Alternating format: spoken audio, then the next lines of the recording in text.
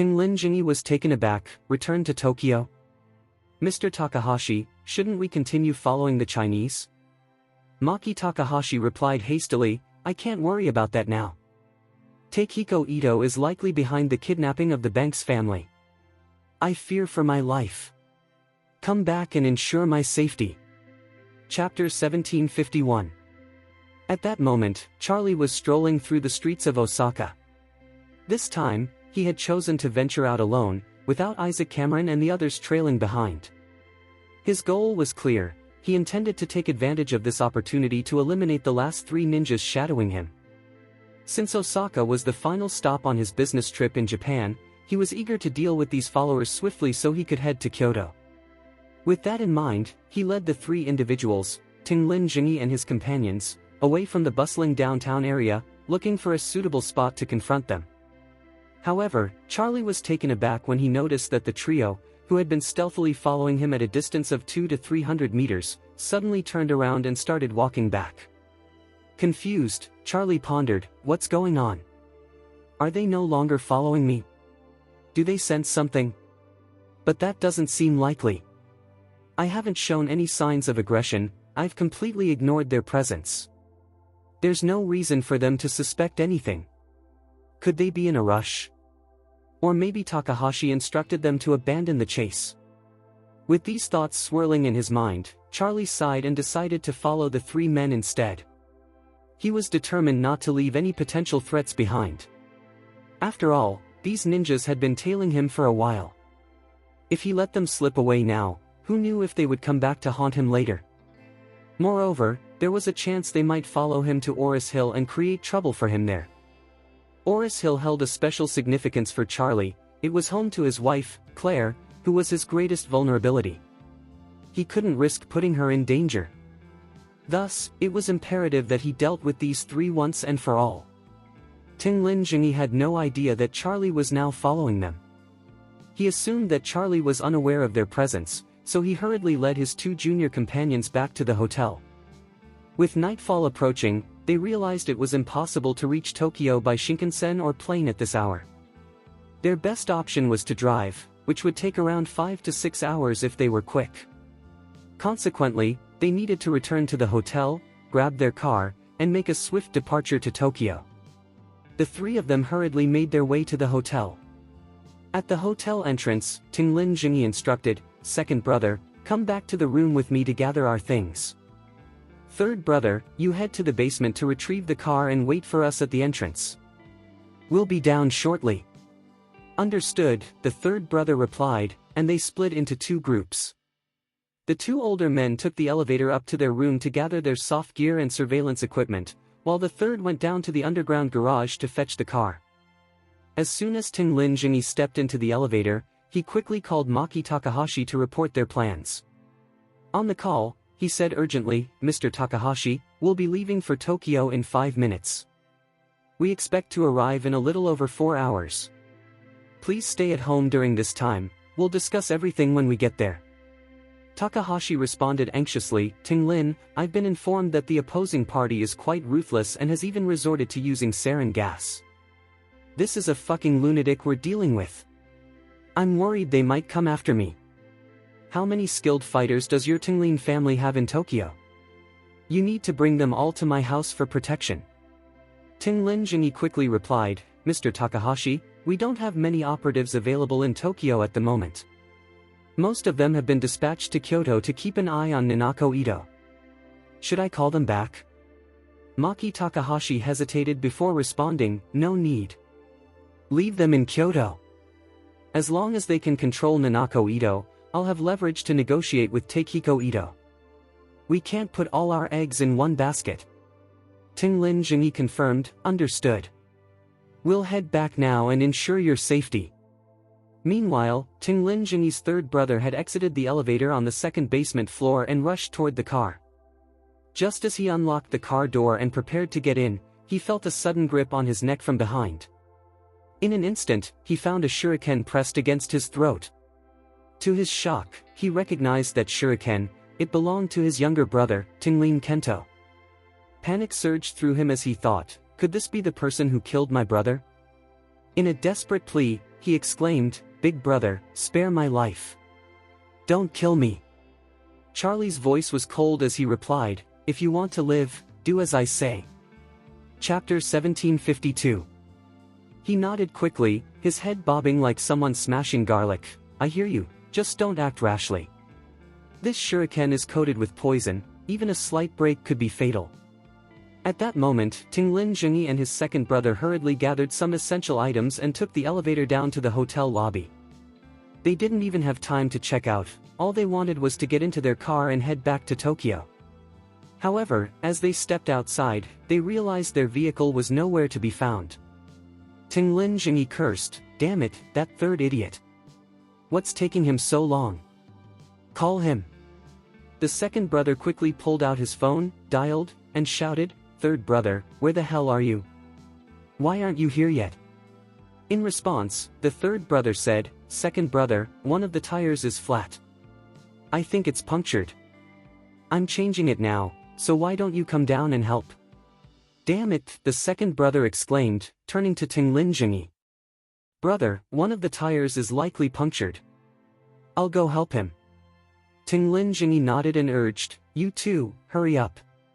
In the underground garage, the third brother, pinned against the wall by Charlie's shuriken, pleaded, "Brother, I've called like you instructed. Please, spare my life." Charlie smirked slightly, "You did well, I'll make it less painful for you." Before the third brother could react, Charlie struck his neck with a swift motion. With a sickening crack, the man's neck broke instantly, leaving him lifeless and slumped to the ground. Without hesitation, Charlie then positioned the body beside the car, facing away as if inspecting the tires. Meanwhile, Charlie himself concealed his presence behind a nearby car, lying in wait for the next target. At that moment, the second brother rushed in, his agitation lowering his guard considerably. Spotting the third brother still crouched over the tire, he felt an unexpected wave of irritation. He dashed over, slapped the back of the youngest brother's head, and shouted, "You fool! Are you just going to stand there? Don't you know to get the spare tire and jack first?" After the slap, the youngest brother's body swayed and collapsed to the ground. As the second brother noticed his eyes suddenly open wide and staring blankly at him, he was instantly struck with fear. It dawned on him that the three of them had been targeted. Moreover, it was highly likely that the same gang responsible for killing their fourth brother, Tinglin Kento, was now after them. In a panic, he turned to flee. But just as he did, a figure appeared right in front of him. The shadow reached out with lightning speed, gripping his neck tightly. The second younger brother of Tinglin Zhengyi found himself unable to breathe. At that moment, he could finally see his assailant clearly. Wasn't this the same Chinese man who had followed his four brothers all the way from Tokyo? His mind raced with terror. He thought in disbelief, could it be, this is the Chinese who killed the fourth and third brothers? Has he been fucking with us all along? As fear consumed him, Charlie smirked, a sinister glint in his eyes, and said playfully, "Hey buddy, what's up?" Chapter 1753. Cough cough cough. The second brother, who had been pinned by his neck, was quickly turning blue. He desperately wanted to speak, but all he could manage was a single word directed at Charlie. With wide, terrified eyes, he glanced at Charlie, silently pleading for a way out. However, Charlie responded with an unsettling calmness, "I don't harm others, and I don't take offense unless provoked. You began your pursuit in Tokyo, trailing me with the intent to eliminate me before I could leave Japan. Do you honestly think I would let you go?" Despair washed over the face of Tinglin Zhengyi's second younger brother. Charlie continued, maintaining his composed demeanor, "All right, let's make this quick." With a gentle yet decisive motion, a sharp crack echoed as he effortlessly ended the young man's life. Afterward, Charlie placed the bodies of the second and third brothers into the trunk, erasing any trace of their existence. Once everything was in order, Charlie pulled out his mobile phone and dialed Isaac Cameron, "Have your men bring the refrigerated truck to the hotel entrance." Meanwhile, Tinglin Zhengyi anxiously waited outside the hotel, growing more restless by the minute as he counted nearly 10 minutes gone without sight of the two. Changing tires was inconvenient, but surely they couldn't take this long to sort things out. He decided to call the third brother, but there was no answer. Next, he dialed the second brother, but once again, no response. The fact that both of them were unreachable was deeply concerning. A wave of unease surged through Tinglin Jingyi's heart. Recalling the fate of the fourth brother, Tinglin Kento, he felt an icy shiver run down his spine. Could it be that we are now being hunted? Have the second and third brothers encountered trouble? With these thoughts racing through his mind, he instinctively turned to head to the basement to uncover what had transpired. But just as he took a couple of steps, he abruptly halted. If the second and third brothers are indeed in trouble, then their assailant is undoubtedly beyond my capability to confront. It seems my only option now is to retreat. Realizing this, the increasingly anxious Tinglin Jingyi pivoted to exit the area swiftly.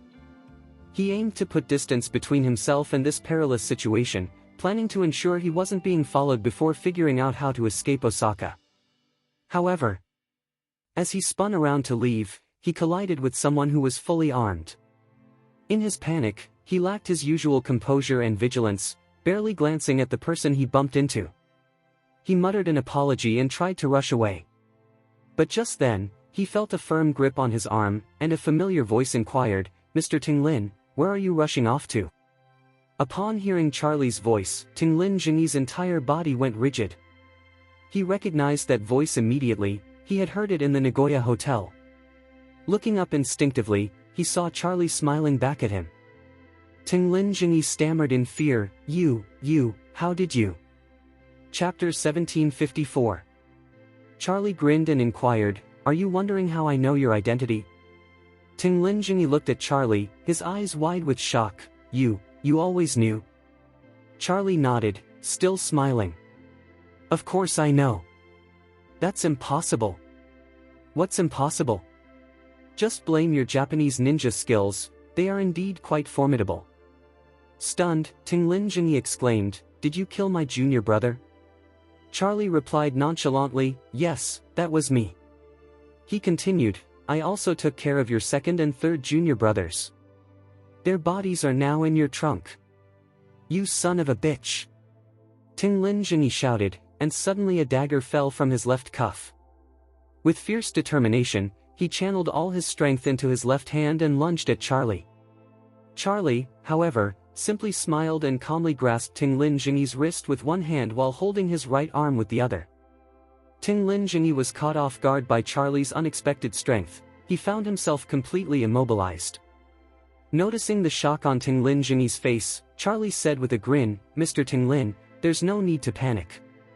If you stop resisting, your journey will be much less painful." Tinglin Jingyi felt as if thunder had struck him.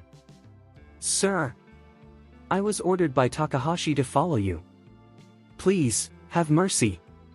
Charlie replied with a smile, "You reap what you sow. When you step out into the world, you have to be prepared for the consequences. If you lose your head, who can you blame?" Tinglin Jingyi quickly retorted, "As long as you spare my life, I'll gladly help you take down Maki Takahashi and avenge you."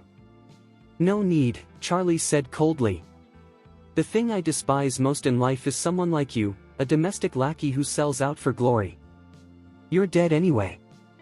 If you could go out with even a shred of dignity, I'd consider you a real man." Tinglin Jingyi choked back his words, "Sir, don't you know the old Chinese saying, it's better to die with honor than live in shame? Even being a dog is worse than death." Charlie chuckled softly, "You're not worthy of being my dog." With that, Charlie applied pressure to the meridian in Tinglin Jingyi's wrist, unleashing a burst of energy that disrupted his body's flow. Suddenly, Tinglin Jingyi felt his legs weaken, and he collapsed as if all his strength had been siphoned away. In a state of confusion, he didn't understand what was happening when a refrigerated container truck arrived at the scene. Men from Isaac Cameron's crew jumped out and respectfully addressed Charlie, "Master, what do you need?" Charlie smiled slightly, supporting the faltering Tinglin Jingyi. He instructed Isaac Cameron's subordinate, "My friend has had too much to drink. Please help him into your vehicle. He has 2 more friends in the trunk that I'll send someone to drive out." The man nodded and prepared to assist Tinglin Jingyi into the refrigerated truck's passenger compartment. In a panic, Tinglin Jingyi exclaimed, "Where are you taking me?" Charlie replied cheerfully, "Look at you, You're all soft and weak right now. This is not how a Japanese ninja should be. Aren't you supposed to be tough and resilient? I'll put you in the container to freeze for a few hours, so you can regain that ninja toughness. What? Freezing? Tinglin Jingyi pleaded desperately, please, I don't want to die, I really don't want to die. As he spoke, he glanced at the distant pedestrians, shouting, help, help. But in the next moment, he realized that not only had he lost all strength, but his voice had also weakened to a mere whisper. Even in a hoarse tone, he doubted anyone nearby would hear him. At that moment, Isaac Cameron rushed over, approaching Charlie with urgency. Master, what's your command?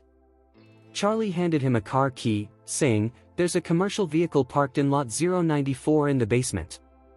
Inside the trunk, you'll find 2 ninjas. Drive that car to a safe location with the freezer truck.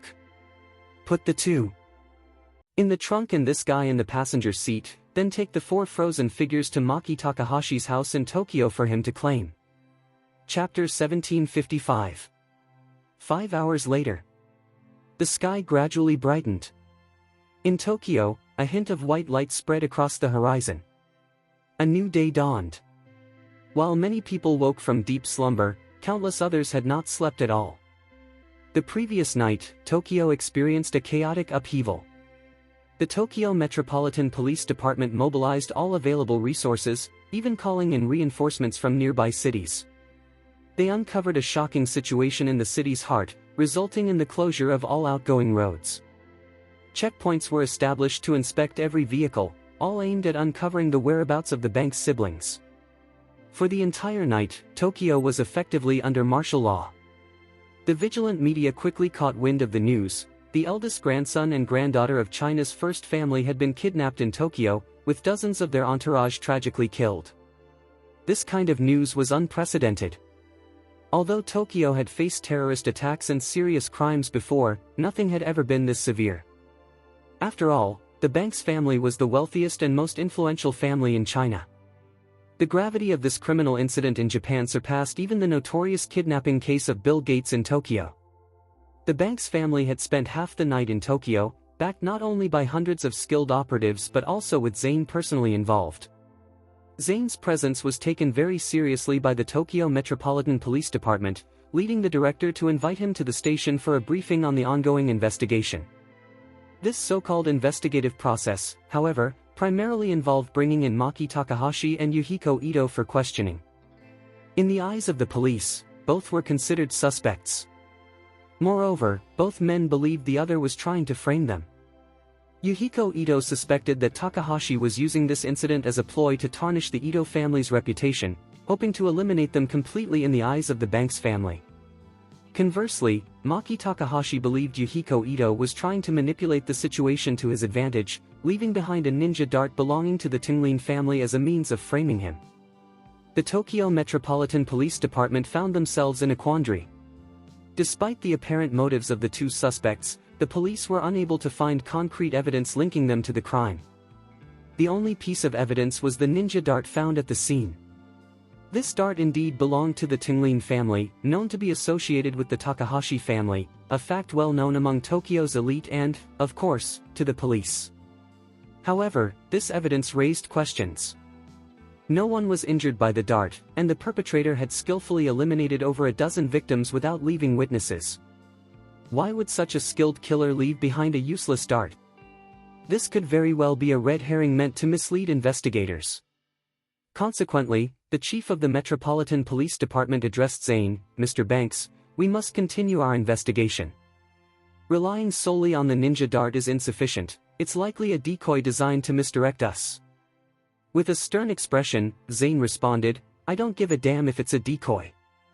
If the Tokyo Metropolitan Police Department can locate my son and daughter within 24 hours and ensure their safety, I won't pursue this further.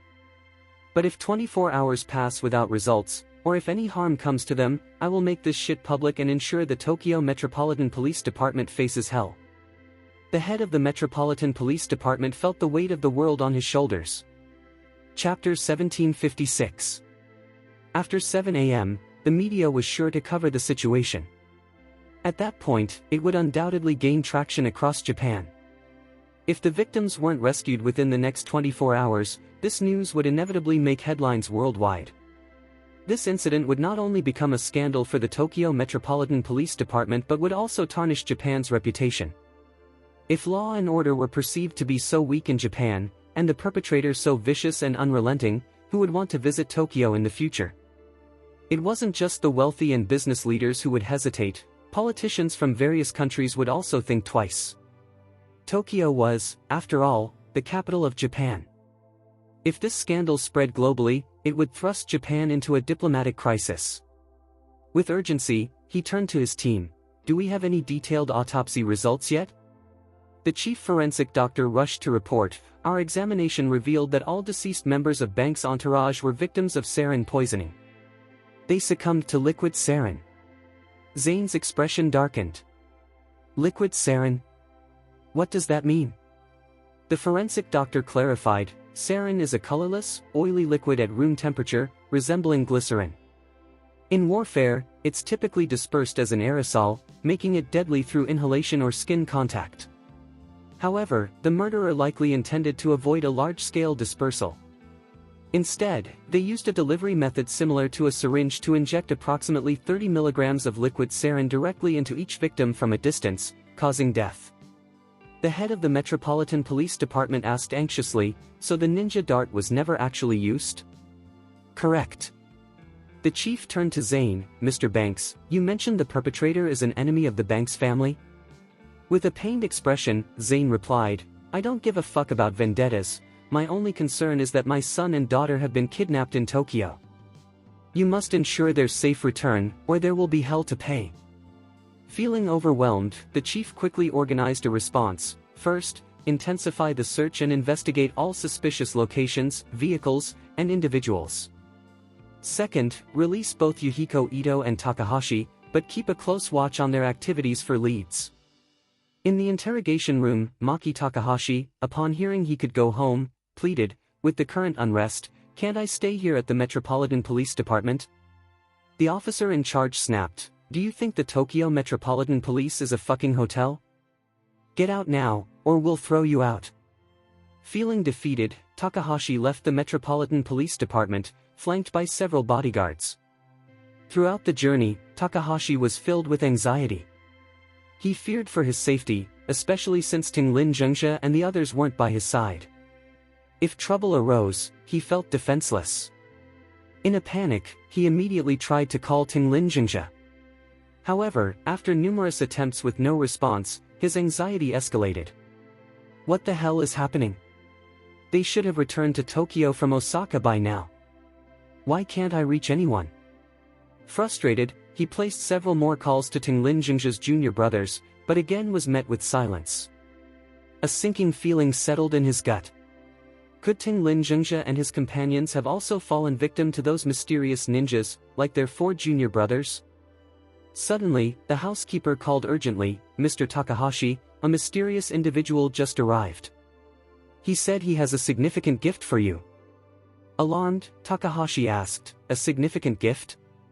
What kind of gift? A truck. Chapter 1757. Truck? What the hell is happening? The butler quickly responded, the other party drove a truck right up to the villa, claiming it was a gift for you inside. What about the people who delivered it? I heard about it through the doorbell intercom. By the time I got outside, they had vanished, but the truck was still there. Takahashi felt a shiver run down his spine upon hearing this. Who delivers gifts in a truck? And just leaves it at your doorstep? Especially during such a sensitive time. With these thoughts racing in his mind, he anxiously asked, have you opened it to see what's inside? The butler replied, no, I wanted to wait for you to return before checking. Takahashi exclaimed, call the police. Call the fucking police. There could be a bomb in that truck. The butler hurriedly reassured him, sir, we conducted tests for explosives and toxic substances, and nothing abnormal was found. Nothing abnormal? Maki Takahashi let out a sigh of relief at this news. Typically, if someone intends to cause harm, they would use either bombs or poisons. Since the tests showed no issues, it seemed safe. The equipment used at his home for detecting explosives and toxins is the same as that used at airports and customs, known for its high accuracy. If any hazardous materials were present, they would be impossible to hide. With this in mind, he declared, "I'll be back in just a few minutes, so wait for me." After ending the call, Takahashi rubbed his temples, feeling a wave of exhaustion wash over him. From yesterday until now, Tokyo had been in such chaos that he was already on edge. 10 minutes later, Takahashi returned to his villa. One notable difference between Japan and China is that many houses in Japan are constructed by homeowners rather than developers, reminiscent of China several decades ago. Regardless of wealth, people buy land to build their own homes. This results in Japan having very few concepts of communities or apartment complexes. Maki Takahashi's mansion, located not far from the Japanese Imperial Palace, boasted an excellent location and ample space. As he approached his home, he noticed a refrigerated truck parked alongside the road. The butler rushed over to open the car door for him, saying respectfully, "Mr. Takahashi, this is the truck. The cab is locked, and the engine is still running. The freezer compartment at the back is actively cooling." Takahashi stroked his chin, unable to hold back a smirk. Who the hell delivered this? Are they trying to give me ice cream in the middle of winter? At that moment, Eiji Takahashi, his hands in plaster, was supported by a servant as he sleepily emerged from the grand entrance. Spotting Maki Takahashi and the still operating refrigerated truck, he asked in surprise, "Dad, what's going on?" Maki Takahashi shook his head, saying, "I have no idea who this bastard is. They brought this truck and claimed it was a gift for me." Takahashi Eiji frowned, asking, "Is it a seafood delivery truck? I ordered a premium bluefin tuna yesterday, and they said it would arrive in 2 days." The butler quickly interjected, "Sir, the person who delivered it earlier specifically said it was a gift for you, not for Eiji." Takahashi Eiji pondered aloud, could it be a mistake? What happened to the delivery person? They ran off. That's fucking weird, Takahashi Eiji remarked. Why would they leave the truck behind while delivering something? Maki Takahashi's brow furrowed deeper. This all feels a bit odd. The butler then suggested, "Sir, we've confirmed there's no danger. Would you like to open the freezer compartment?" Chapter 1758. Maki Takahashi took a moment to think before nodding softly, "Go ahead and open the damn thing. Let's see what kind of sick surprise is inside." At once, the butler instructed the two servants, "You two, unlock the freezer door." The two servants promptly approached and began to undo the latches one by one. As they were about to open it, Takahashi instinctively took a few steps back. Today, his nerves felt particularly frayed, and he couldn't shake off the feeling that something was very wrong. As the door swung open, white mist billowed out from within. Given the humid weather in Tokyo lately, with temperatures hovering around 3 to 4 degrees above zero, the air from the refrigerated compartment, which was kept at a chilling 20 degrees below zero, caused a visible mist to form. Everyone watched as the fog gradually cleared. Once it dissipated, the contents of the truck finally came into view. However, as they looked closer, a collective scream erupted from the group. Inside the truck stood 4 human-shaped ice sculptures, perfectly arranged. These ice figures were none other than Tinglin Jingxia, who had been frozen solid, along with his 3 juniors. The poses of the 4 figures were undeniably bizarre. One of them had his feet twisted backward, standing upright in a form resembling a golden rooster. This was Tinglin Quintongshan, who had been defeated by Charlie. 2 others stood together, locked in an embrace, representing the second and third figures. As for Tinglin Jingxia, he had one hand on his hip and was defiantly sticking up his middle finger. The poses of these 4 figures were crafted to match their positions at the time of their freezing, while the other 3 were molded by Isaac Cameron's associates after being encased in ice. To maintain their shapes, some water was poured over them, and once frozen, it solidified their forms. This resulted in the surreal scene that now confronted everyone. Takahashi Eiji moved closer, casting a glance and gasping in fright, "Ah! Is this real, or just some fucked up wax figure?" Takahashi's nerves were already shot, and upon seeing his 4 trusted confidants encased as ice pops, he panicked, shouting, "Call the police! God damn it, call the police!" Just as the butler was about to pull out his cell phone to make the call, several police cars suddenly appeared, blocking the entrance. They had been tailing Takahashi, hoping to find out what happened to him and the bank's family siblings. Little did they expect that they would arrive to find Takahashi with 4 frozen individuals. The inspector from the Japanese Metropolitan Police Department stepped forward, his expression grim, and entered the freezer compartment for a thorough inspection. He muttered, slightly panicked, "These were living people. Holy shit. 4 living people. Is this truly the Tokyo I've known for over 30 years? Everything here is utterly fucking surreal." A fellow officer asked in astonishment, "Inspector, are these 4 individuals still alive?" The inspector snapped back, "Alive? Have you ever seen someone frozen into a fucking popsicle and still be considered alive?" The officer looked bewildered, "But you just mentioned there are 4 living individuals." The inspector wiped the sweat from his forehead and clarified, "They are ice sculptures made from 4 living people. Quickly, call for a forensic expert to perform an autopsy." After issuing the order, he approached Maki Takahashi, who was sitting on the ground with a pale face, squatting down to ask earnestly, "Mr. Takahashi, are these 4 people your subordinates?" Takahashi nodded, murmuring, "They are all members of the Tinglin family." "The Tinglin family?" The inspector exclaimed in disbelief, "The Tinglin family, one of the 4 prominent ninjutsu families?" "Yes," Takahashi swallowed hard, anxiety evident in his voice. "The first is the eldest son of the Tinglin family, the current head, Tinglin Zhengzhe." The inspector's heart raced in fear. Tinglin Zhengzhe is considered one of Japan's top ninjas. If he met such a fucked up fate, who the hell did you piss off? Maki Takahashi, looking at Tinglin Zhengzhe's defiant gesture, cried out in desperation, "How the fuck would I know?" Chapter 1759. The inspector noticed Takahashi's distressed expression and quickly asked, "Think carefully, have you pissed anyone off? Generally, unless there's a deep-seated grudge, who the hell would target you like this?"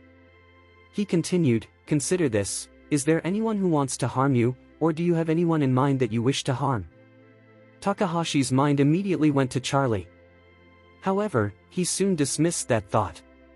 After Tinglin Quintongshan vanished mysteriously, Tinglin Zhengzhe had overheard a conversation involving Charlie, which revealed that Charlie wasn't responsible for Tinglin Quintongshan's death. Instead, it was another group of ninjas. During that time, Tinglin Zhengzhe speculated that the culprits were likely Koga ninjas loyal to the Ito family.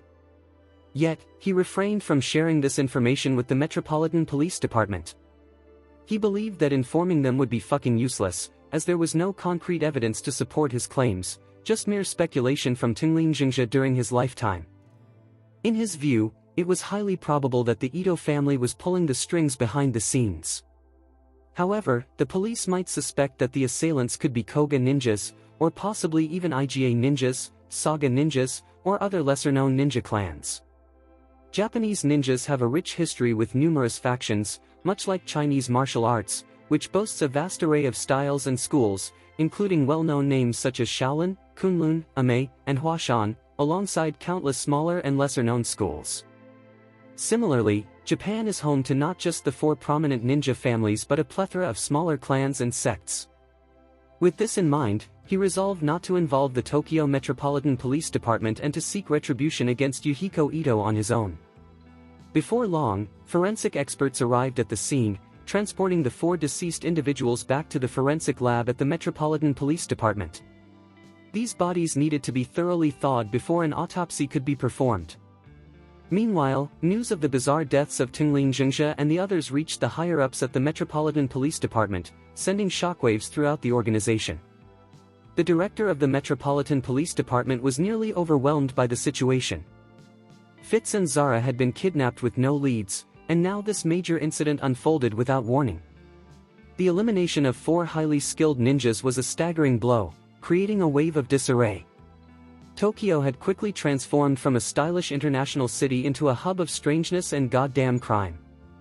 Just when the Tokyo Metropolitan Police Department was scrambling and searching every corner of the city, Fitz and Zara were discreetly transported to Kyoto, hundreds of kilometers away.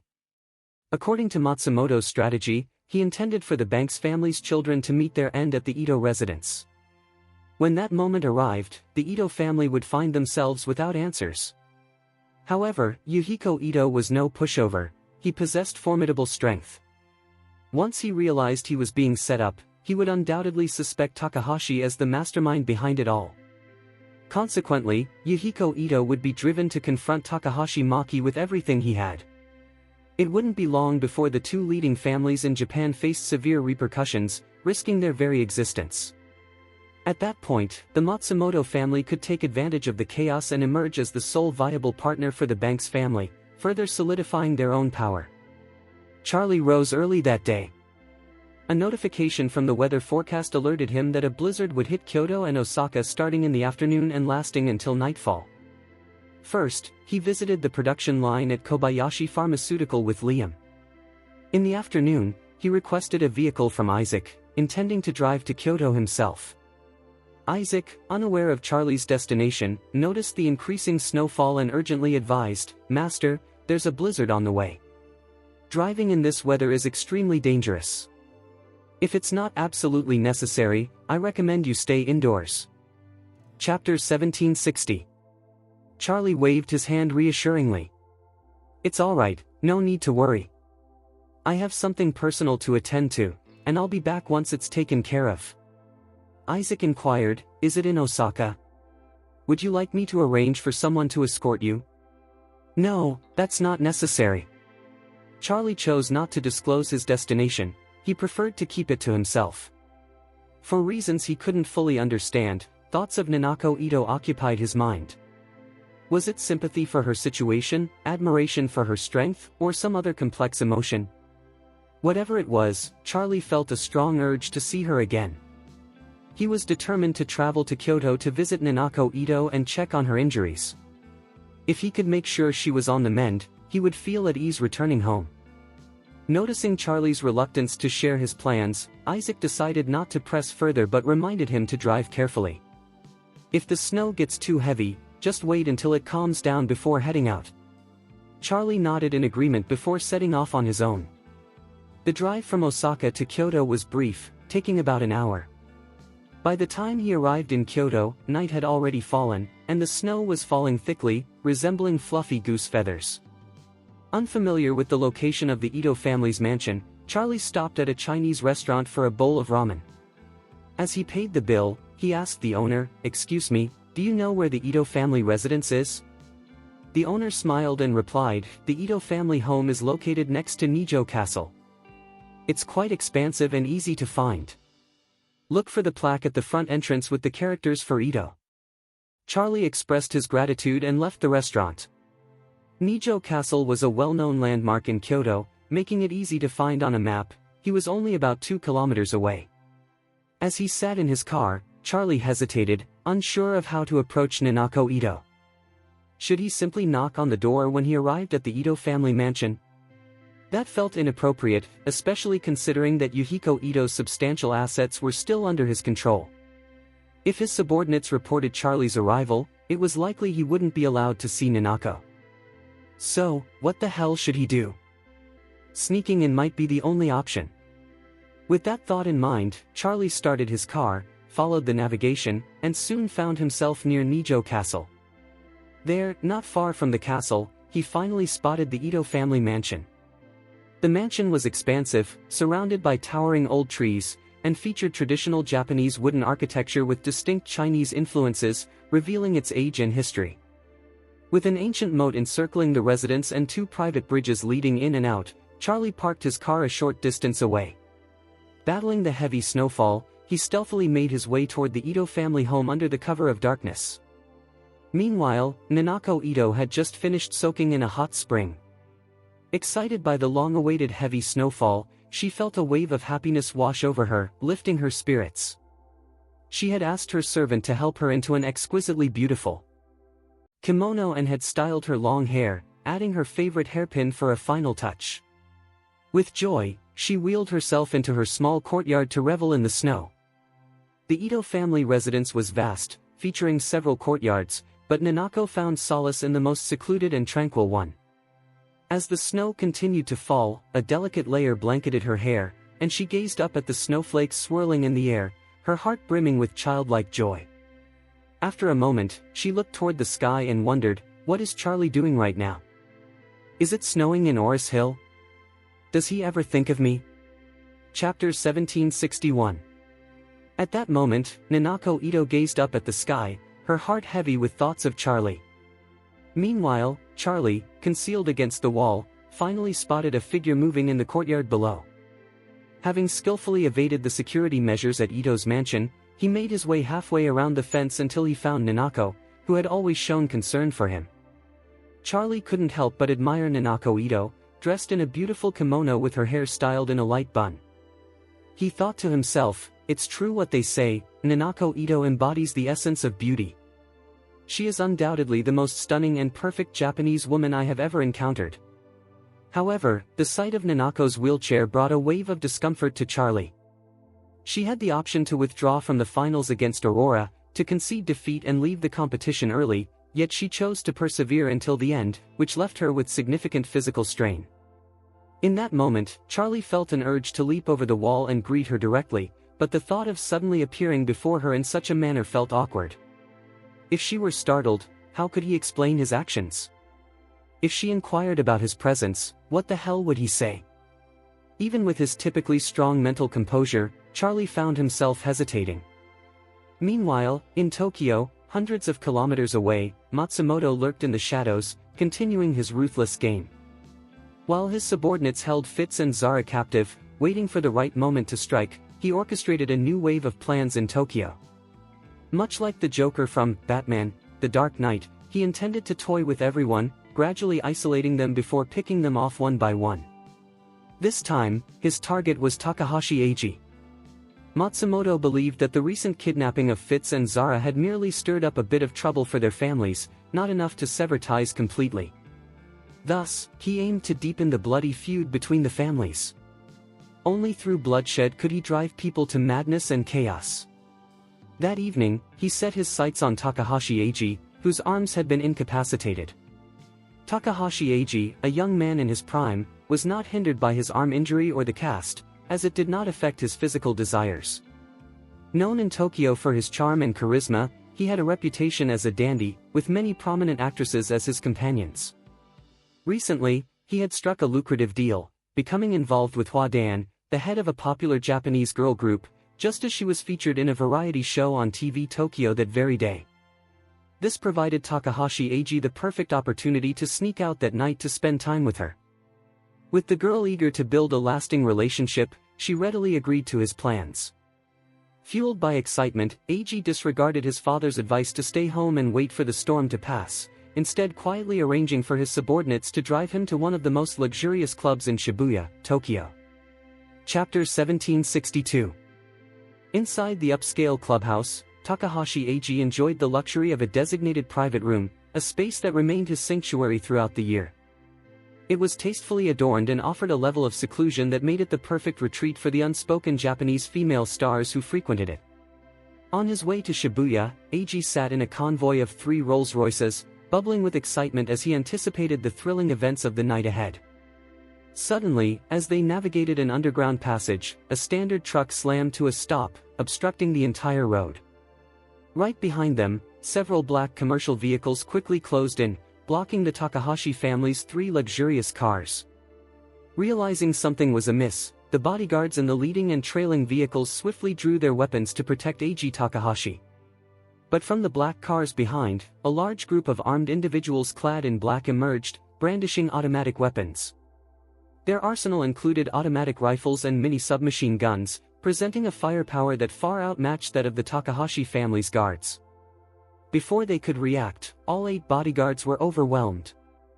Meanwhile, Ai Takahashi, seated in the middle Rolls-Royce, was in shock. Inside his car, he had only a driver and an assistant, both ordinary civilians with no means to defend themselves. Conversely, the attackers were not only numerous but also wielded superior firepower, leaving Ai feeling utterly vulnerable. In a panic, Takahashi quickly called his father, breathlessly pleading, "Dad! Help me! I'm surrounded by killers! Please come to save me!" Confused, Maki Takahashi replied, "Aren't you at home? Where the hell are these killers?" Desperate, Eiji cried out, "Dad, I'm outside, on my way to Shibuya. I've been ambushed, and the bodyguards are gone. They're coming for me. Please, do something to save me, I don't want to die." Overwhelmed, Maki felt the world spinning around him as he shouted hoarsely, "Tell them I can pay anything. Just keep you alive." However, before he could finish, the group of armed men had already closed in on the Rolls-Royce where Eiji was trapped. In a frantic attempt to survive, Eiji leaped from the car, pleading, "Please don't kill me. My father said he'll pay any amount you ask." The leader of the armed men smirked and replied, "Money? The Ito family doesn't give a damn about money. What we seek is the complete eradication of the Takahashi family. We'll take you out first, and then we'll come for your father and the rest of your miserable family." In sheer terror, Takahashi Ai fell to his knees, wailing, "I beg you, don't kill me. I'm still so young. I don't want to die." Meanwhile, Maki Takahashi was shouting frantically into the phone, "Let my son go. I'll do anything." The man in black chuckled darkly, "Oh? Are you still on the line with Mr. Takahashi? That's perfect. Enjoy listening to your son's desperate cries before he meets his fucking end." With that, he shot at the Rolls-Royce, shattering the glass. But as he aimed at Eiji, he hesitated, taken aback by the tears streaming down the young man's face, and suddenly retracted his weapon. Seeing this, Eiji seized the moment, blurting out, "What do you want? If you give me a number, my father will pay it immediately." "Yes." Eiji thought this was a sign of hope, exclaiming, "I can offer you $100 million. Just name your goddamn price." The man in black chuckled ominously, "You both are mistaken. I'm not interested in money, I have something else in mind." Turning to his accomplices, he ordered coldly, "Bring me 2 barrels of gasoline from the trunk. We're going to handle this the way we prefer, together with the people and the car." Chapter 1763. The next 5 minutes would become the most excruciating, tormenting, and devastating moments of Takahashi's life. He couldn't bring himself to hang up the phone, fully aware that the next voice he heard might be the final words his son would leave in this world. Yet deep down, he understood that the person on the other end would inflict unimaginable agony on his son, ultimately leading to a painful demise. As a father, did he truly want to hear his son's last cries while feeling utterly powerless and trapped? Moments later, the murderer began pouring gasoline into the Rolls-Royce where Takahashi Ai was trapped, completely ignoring Eiji's desperate screams from inside the vehicle. Once the gasoline was fully doused, the leader nonchalantly retrieved a pack of cigarettes and a box of matches. With a cold demeanor, he lit a cigarette, took a deep drag, and carelessly tossed the still-burning matchstick through the window. In an instant, the luxurious Rolls-Royce transformed into a blazing inferno, flames erupting violently from within. Inside the car, the horrifying screams of Takahashi Ai, his assistant, and the driver echoed like a nightmare come to life. On the other end of the line, Maki Takahashi was overwhelmed with tears. The screams persisted for over a minute before fading into silence. Takahashi understood all too well that his son was gone, possibly even reduced to ashes. At that moment, a burning desire for vengeance consumed his sanity. "Yuhiko Ito. You've taken my son's life, and now I will destroy your fucking family." With that, he promptly contacted the temporary head of the Tinglin family, speaking in a chilling tone, "The Ito family is responsible for my son's death. The 4 members of the Tinglin family, including Tinglin Xingzhe, are also implicated. I want you to eliminate Yuhiko Ito's daughter first, and then take out Yuhiko Ito himself." The voice on the other end trembled, "Mr. Takahashi, please remain calm. Our people are monitoring the Ito family mansion in Kyoto. Yuhiko Ito's daughter hasn't left, we can take care of her tonight." Maki Takahashi's voice turned into a furious roar, "Do it now. I want her dead immediately. I want you to behead her alive and send me the video. Yuhiko Ito made me hear my son's tragic end, I want him to see his daughter's head in a horrific manner." The other party immediately replied, "Understood, Mr. Takahashi. I will give the order to eliminate Nanako Ito." Meanwhile, in Kyoto, the snowfall intensified. Amidst the heavy snow, Charlie had been quietly observing Nanako Ito for nearly 10 minutes. During that time, Nanako Ito gazed dreamily at the sky, occasionally bending down to collect white snowflakes from the ground, playing happily by herself. Just as Charlie decided to approach her, he suddenly noticed several dark figures swiftly approaching his position from the shadows. Given their running posture and breathing patterns, it was clear that these figures resembled the four from Tinglinjingxia. Charlie instantly became alert. These individuals were likely ninjas. Furthermore, they were probably affiliated with the Tinglin family. Chapter 1764. Charlie had the impression that the intruders were not adept at stealth, so he quickly stifled his breath and observed them from the shadows. He noticed that these individuals were scaling the wall with remarkable speed and were heading toward Nanako Ito from multiple angles. Even though Nanako Ito was seriously injured and still on the mend, she was a martial arts master with keen instincts. She had spotted these six figures long before they closed in on her. At this critical moment, Nanako wanted to call out for help from the housekeeper and others in the surrounding courtyards. However, just as she was about to do so, she abandoned the idea. She could tell from their movements that all six were ninjas. While her family did have ninjas, they were all based in Tokyo, not Kyoto. Ninjas were known for their incredible strength and superior combat skills. Even before her injury, she doubted her ability to defeat a single ordinary ninja, let alone six of them. It appeared that these adversaries were at least mid-level ninjas. In that instant, Nanako comprehended that even if everyone in the mansion gathered together, they likely wouldn't stand a chance against this group.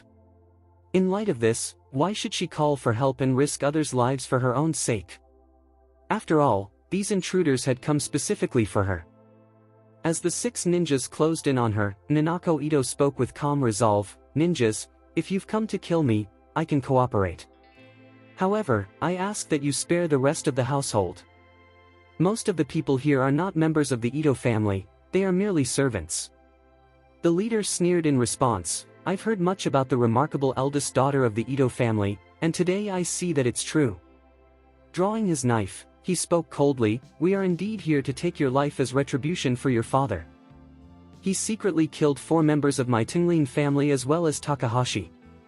As for you, I regret that your life must serve as a small interest payment first."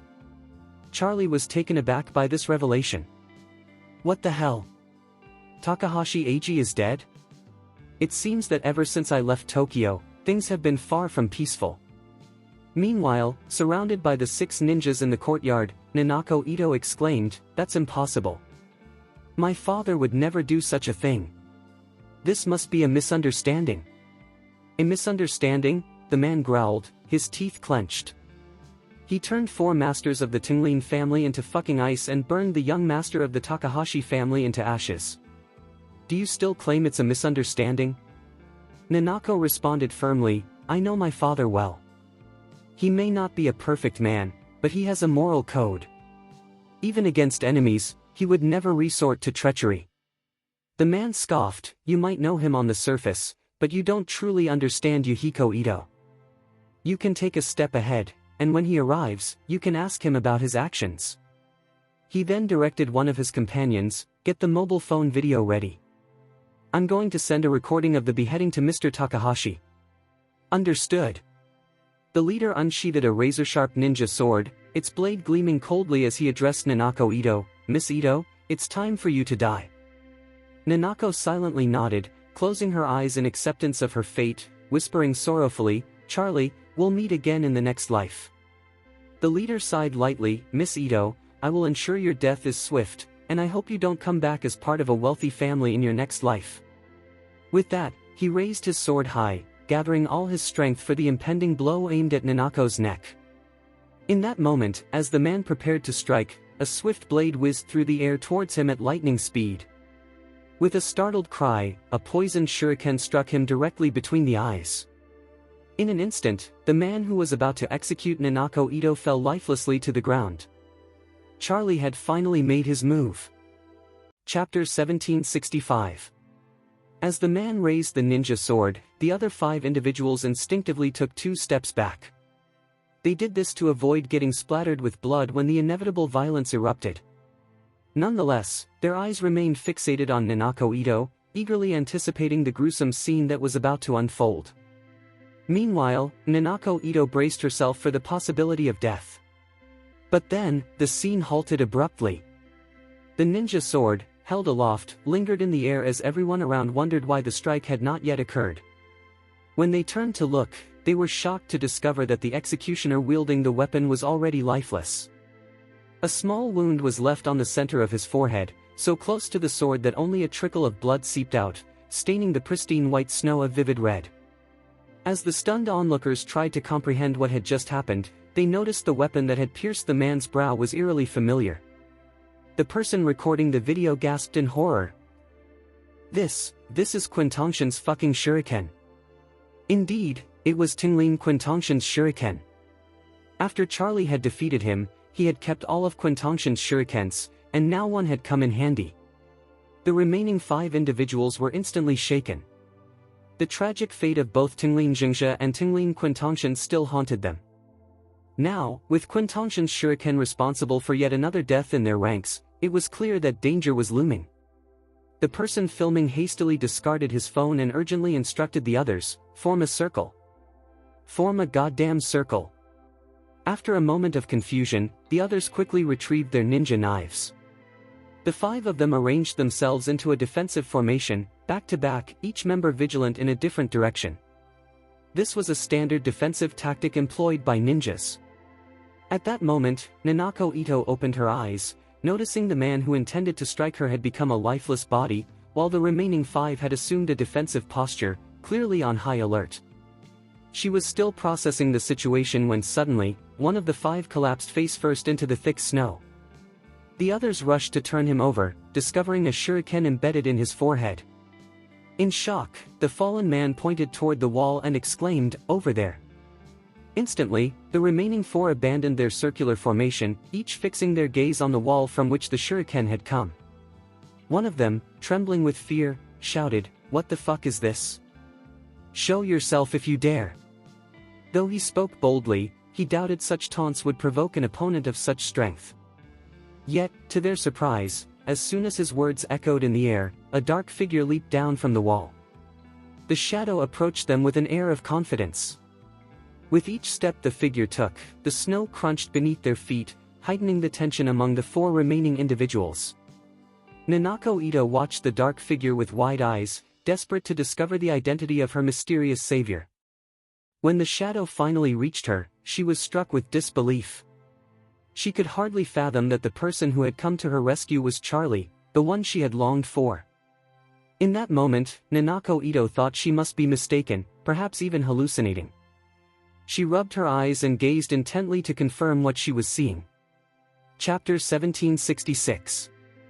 The man standing before her, wearing a smile, is indeed Charlie, the one she has longed for and cherished for so long. In that moment, a whirlwind of questions flooded Nanako Ito's mind. How can it be him? Why is it him? What's he doing here? Is this a dream? Am I already dead, and is this just an illusion after passing? Just moments ago, I thought that even if I saw Charlie before my end, I would leave this world without regrets. But who would have imagined that Charlie would appear like a divine savior just when I needed him most? Her thoughts swirled chaotically, surprise and hesitation mingled with nervousness and excitement, leaving her trembling and speechless. In this charged atmosphere, Charlie broke the silence first. He looked at Nanako Ito, smiled warmly, and asked, "Miss Ito, how are you holding up?" Upon hearing Charlie's voice, Nanako Ito was finally reassured that what she was witnessing was not a figment of her imagination. The one she had loved for so long, someone she had believed she would never see again, had come to her rescue at this critical moment. At that instant, Nanako Ito truly understood the essence of a woman's ultimate happiness. She realized that in this lifetime, there would never be a moment that could surpass the joy she felt in that very second. Even if she were to die at that moment, she felt her life had reached its pinnacle, leaving her with no regrets. Overwhelmed by her emotions, she cried out, "Charlie! I returned from Oris Hill eagerly waiting for our reunion day and night. I never imagined you would really come."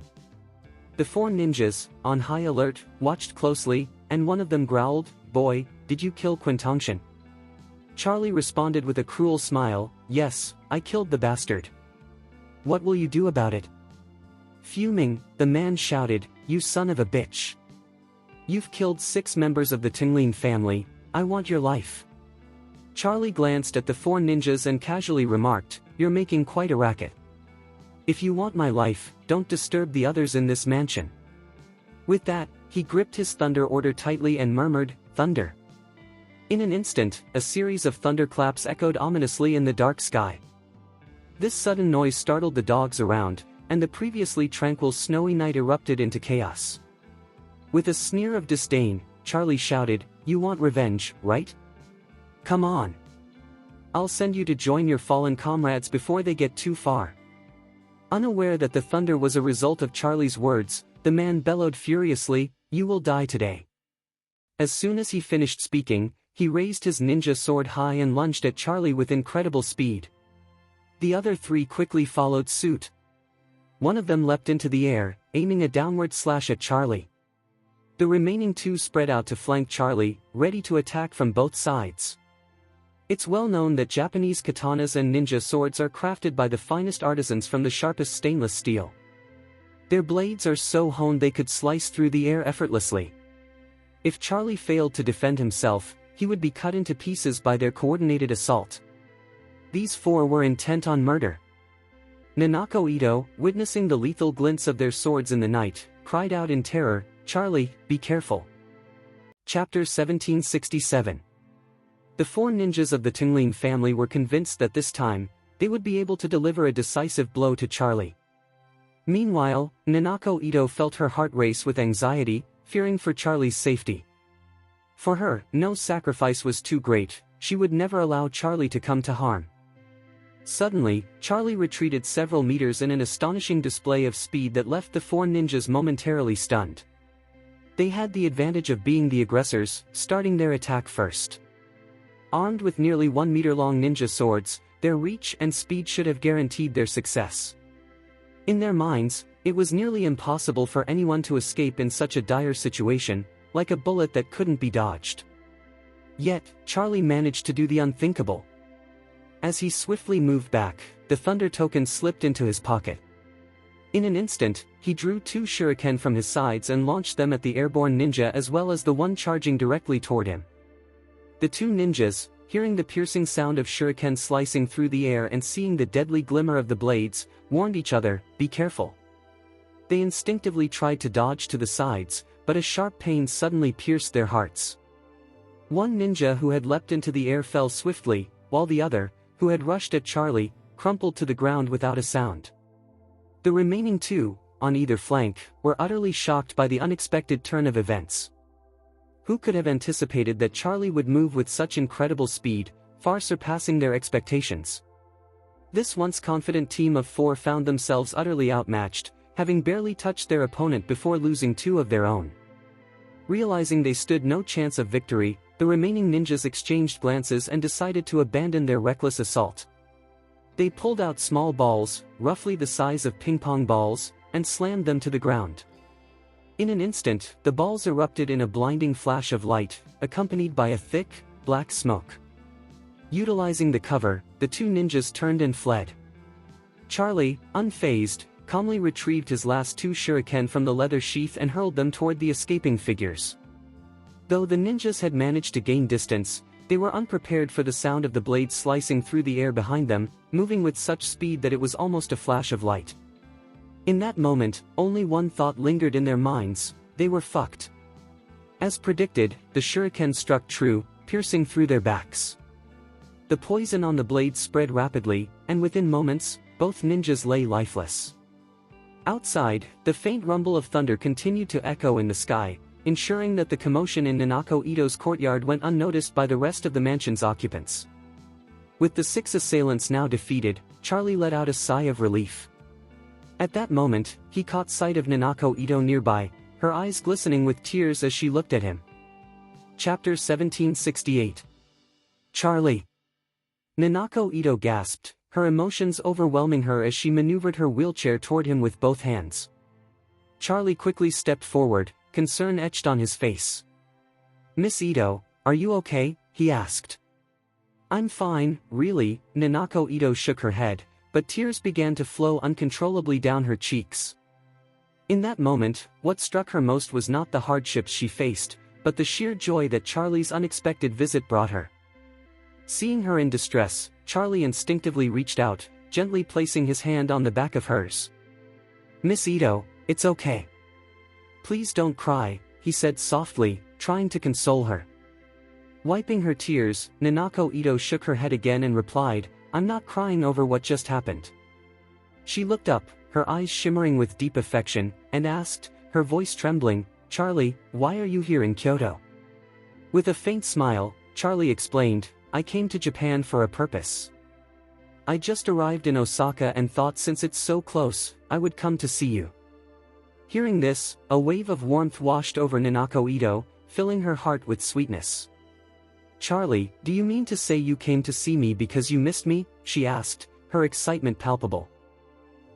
Charlie hesitated, caught off guard. He considered fabricating an excuse but realized that coming all this way was the most honest response he could give. After a moment, he nodded slightly and replied, somewhat awkwardly, well, I guess. Nanako Ito's heart soared with happiness upon hearing this. Though tears still lingered in her eyes, she smiled brightly and exclaimed, I can't believe you still think of me. This truly surprises me. Then she eagerly inquired, Charlie, how did you know I was in Kyoto? I ran into Koichi Tanaka at Eastcliff Airport a few days ago, and he mentioned it, Charlie explained. Oh, I see. Nanako Ito responded shyly. Charlie, thank you for remembering me and for saving my goddamn life today.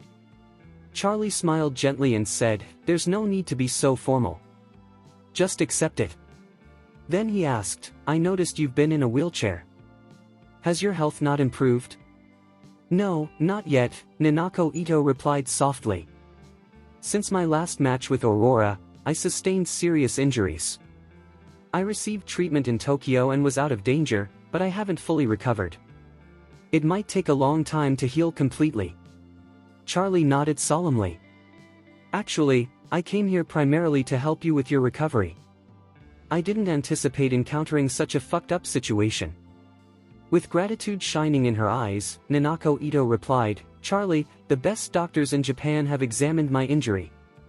They've told me it's rare to restore my face. With current medical techniques, full recovery is quite unlikely.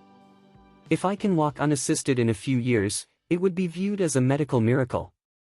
Then, meeting Charlie's gaze with intensity, she said earnestly, just your visit means so much to me. It's far more significant than standing up again or recovering. You can't imagine how much I've missed you. To be honest, my greatest wish during this time hasn't been about my health, but simply to see you again. Gathering her courage, Nanako Ito took Charlie's hand and said warmly, thank you, Charlie. Having you here is such a blessing. If I could hold your hand and walk through the snow for a moment, I would have no regrets in this life. Seeing her gentle demeanor, Charlie felt a pang of compassion in his heart.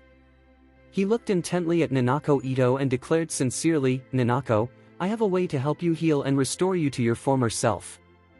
Chapter 1769. Hearing Charlie's steadfast words, Nanako Ito felt a wave of disbelief wash over her. She had never imagined that her injury could actually heal completely. Yet, as Charlie spoke with such conviction, an unexpected sense of trust began to grow within her. In a surprised tone, she asked Charlie, do you really have a way to heal my injury? Charlie nodded and replied, before I start treating you, I need to take care of these fucking corpses first. Nanako Ito quickly responded, I'll call the butler. No need for that, Charlie interrupted gently. I had a minor conflict with your father in Tokyo. If you inform the housekeeper about this significant issue, he'll undoubtedly inform your father right away, and that could lead to complications. Nanako Ito's eyes widened in surprise as she asked, Charlie, you met my father in Tokyo? What kind of conflict did you have? Charlie shrugged, saying, it's a long story. I'll fill you in later, after I treat you. With a playful smile, Nanako Ito teased, sounds like my father must have had a tough time with you. Charlie chuckled, he didn't suffer too much, He just lost a bit of money. Nanako Ito grinned and replied, that's fine. He's not exactly short on cash, so losing a little doesn't matter. Charlie cleared his throat and added, it was actually 4.5 billion US dollars. What? Nanako Ito gasped, her eyes wide with shock. $4.5 billion? Are you fucking serious? With a calm smile, Charlie confirmed, I'm serious, but I haven't really calculated if it truly cost him that much. Without missing a beat, Nanako Ito responded, Charlie, you don't need to worry about it. That money can be considered a thank you gift from my father for saving my life. To him, my life is worth far more than $4.5 billion. Charlie laughed, you're quite generous. Aren't you worried your father will be upset with you? Nanako shook her head earnestly, saying, if he dares to be angry, I'll just run away from home and join you in China, never to come back. Charlie was momentarily speechless. He couldn't tell if Nanako was joking or serious. While he would be more than happy if she meant it, he knew he couldn't explain that to Claire. Seeing Charlie's hesitation, Nanako quickly added with a smile, Charlie, I'm just joking. Even if I wanted to go to China, I'd get my own place in Oris Hill. I wouldn't want to be a burden to you. With a sigh, Charlie said, let's put that aside for now. First, I need to deal with these 6 fucking corpses. You have plenty of rooms in your yard, which one is the least used? Nanako pointed to the west wing, saying, that room is a storage area, but since I haven't been back in a while, it's empty. Charlie nodded and replied, it's cold outside, so I'll take you back to that room first, then I'll handle the corpses. Once I'm done treating you, you can inform the housekeeper to take care of the bodies properly. Nanako quickly asked, Charlie, are you going to leave right after you heal me? Yes, Charlie confirmed. I need to return to Osaka, but I'll come back to China once my work there is finished. Feeling a bit lost, Nanako murmured, then I hope my injury never gets healed. Charlie quickly replied, don't say that. It's bad luck. With sincerity, Nanako stated, in that case, if my injury isn't healed, Charlie can stay here forever. After all, you said you can only leave once I'm healed. Charlie looked at her with a helpless smile and reassured her, don't worry, I will definitely heal you. Chapter 1770. Nanako Ito looked at Charlie and asked, Charlie, will I get the chance to see you again in the future? Charlie nodded in response, yes, I've started part of my business in Japan, so I might be visiting more frequently. That's wonderful. Nanako Ito exclaimed, her face lighting up with happiness. Charlie, can you promise me something? Charlie replied, you can count on me. Quickly, Nanako Ito added, I hope you'll let me know every time you come to Japan. If it's not too much trouble, I'd love the opportunity to see you. And if I happen to visit China, I hope you'll allow me to meet you as well, okay? Charlie smiled gently, of course, I promise. With a cheer reminiscent of a little girl, Nanako Ito said, then I'll be seeing you often in the future. Charlie felt his heart warm at her sweet smile, and his tone softened. Alright, I'll take you back to your room first, and then I'll come help you with your healing. Before long, with Nanako Ito guiding him, Charlie pushed her wheelchair back to her boudoir. Nanako Ito's room featured a classic Japanese design, characterized by natural wooden floors that were clean, tidy, and elegantly simple. Inside, a tea table rested on the floor, accompanied by a Japanese-style bookcase and a flower arrangement table. The walls were adorned with several pieces of calligraphy, seemingly crafted by Nanako Ito herself. As Charlie helped her into her room, he made sure to support her carefully. One hand held hers while the other steadied her waist, an intimate gesture that sent his heart racing and painted her cheeks a soft shade of pink. With her guidance, Charlie assisted her in sitting down on the futon at the tea table. On the table lay an exquisite Japanese tea set and a small incense burner. Once Nanako Ito was settled, Charlie said, please wait for me, I need to take care of the bodies outside. Nervously, Nanako Ito replied, Charlie, I'm not in good health and can't assist you. Let me make a cup of tea while we wait for you to return. Charlie nodded, agreeing, and then stepped out of the room. Outside, the 6 corpses lay half buried in the snow. Charlie carefully moved the bodies to a storage room before making his way back to Nanako Ito's room. Upon his return, he found the room filled with the delicate scent of sandalwood incense, while Nanako Ito was meticulously whisking matcha powder in a traditional Japanese tea bowl. Seeing him enter, she quickly invited, "Charlie, please have a seat." Charlie nodded and settled cross-legged on the futon before her. As she prepared the matcha, Nanako Ito explained, "The Japanese tea ceremony is a bit different from the Chinese version. Here, we brew tea using matcha powder. I hope you enjoy it." Charlie smiled warmly and replied, "I experienced a Japanese tea ceremony with my parents when I was younger, and I quite liked it." Nanako Ito beamed back, "That's great to hear." Just as she was about to pour tea for Charlie, he suddenly frowned and lowered his voice, saying, "Someone has come over the goddamn wall." "Ah!" Nanako Ito gasped, her eyes widening in surprise. "Is it one of those people from earlier?" Charlie shook his head, "I'm not sure yet, but it seems to be just one person. They might not be here to harm you. Let's keep quiet and stick to our plans." Chapter 1771. Siblings Fitz and Zara found themselves transported directly to Kyoto after their removal from Tokyo. At this moment, they were being held in a house less than 2 kilometers away from their current location. The IGA family's ninjas were tasked with guarding their confinement. They awaited the command of Ryoto Matsumoto.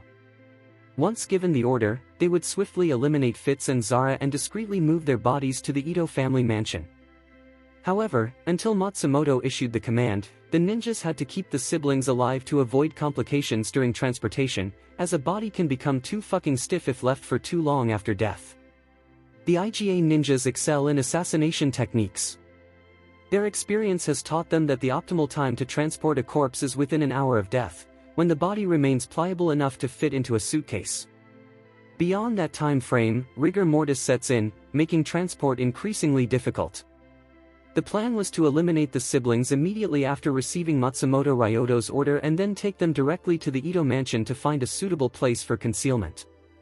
Just 10 minutes ago, Ryoto Matsumoto had contacted them, instructing them to assess the security of the Ito family mansion. They were to identify the weaknesses in the mansion's defenses and locate an appropriate spot to hide the bodies. After gathering this information, they would proceed to kill the siblings without delay. Consequently, one IGA ninja infiltrated the Ito residence alone to scout the area. This was the very individual that Charlie spotted in Nanako Ito's room. The ninja examined the wall for a while, seemingly selecting a secluded courtyard belonging to Nanako Ito. After a brief survey, he took several photographs with his phone before stealthily climbing down the wall to make his escape. At that moment, Charlie stood up and addressed Nanako Ito, saying, "I'll be out for a bit. You stay here." Worried, Nanako Ito quickly asked, "Charlie, where are you going?" Charlie replied, "That person was a ninja. He came here alone, likely to scout the area. There could be more fucking ninjas lurking behind him. I need to see what's going on." Nanako Ito reached out to stop him, her expression serious. "Charlie, please don't go. It could be dangerous." Charlie responded earnestly, "If ninjas are watching, they could be plotting against you. If I don't act now, they might figure it out soon. It's better to take the initiative and deal with them head-on."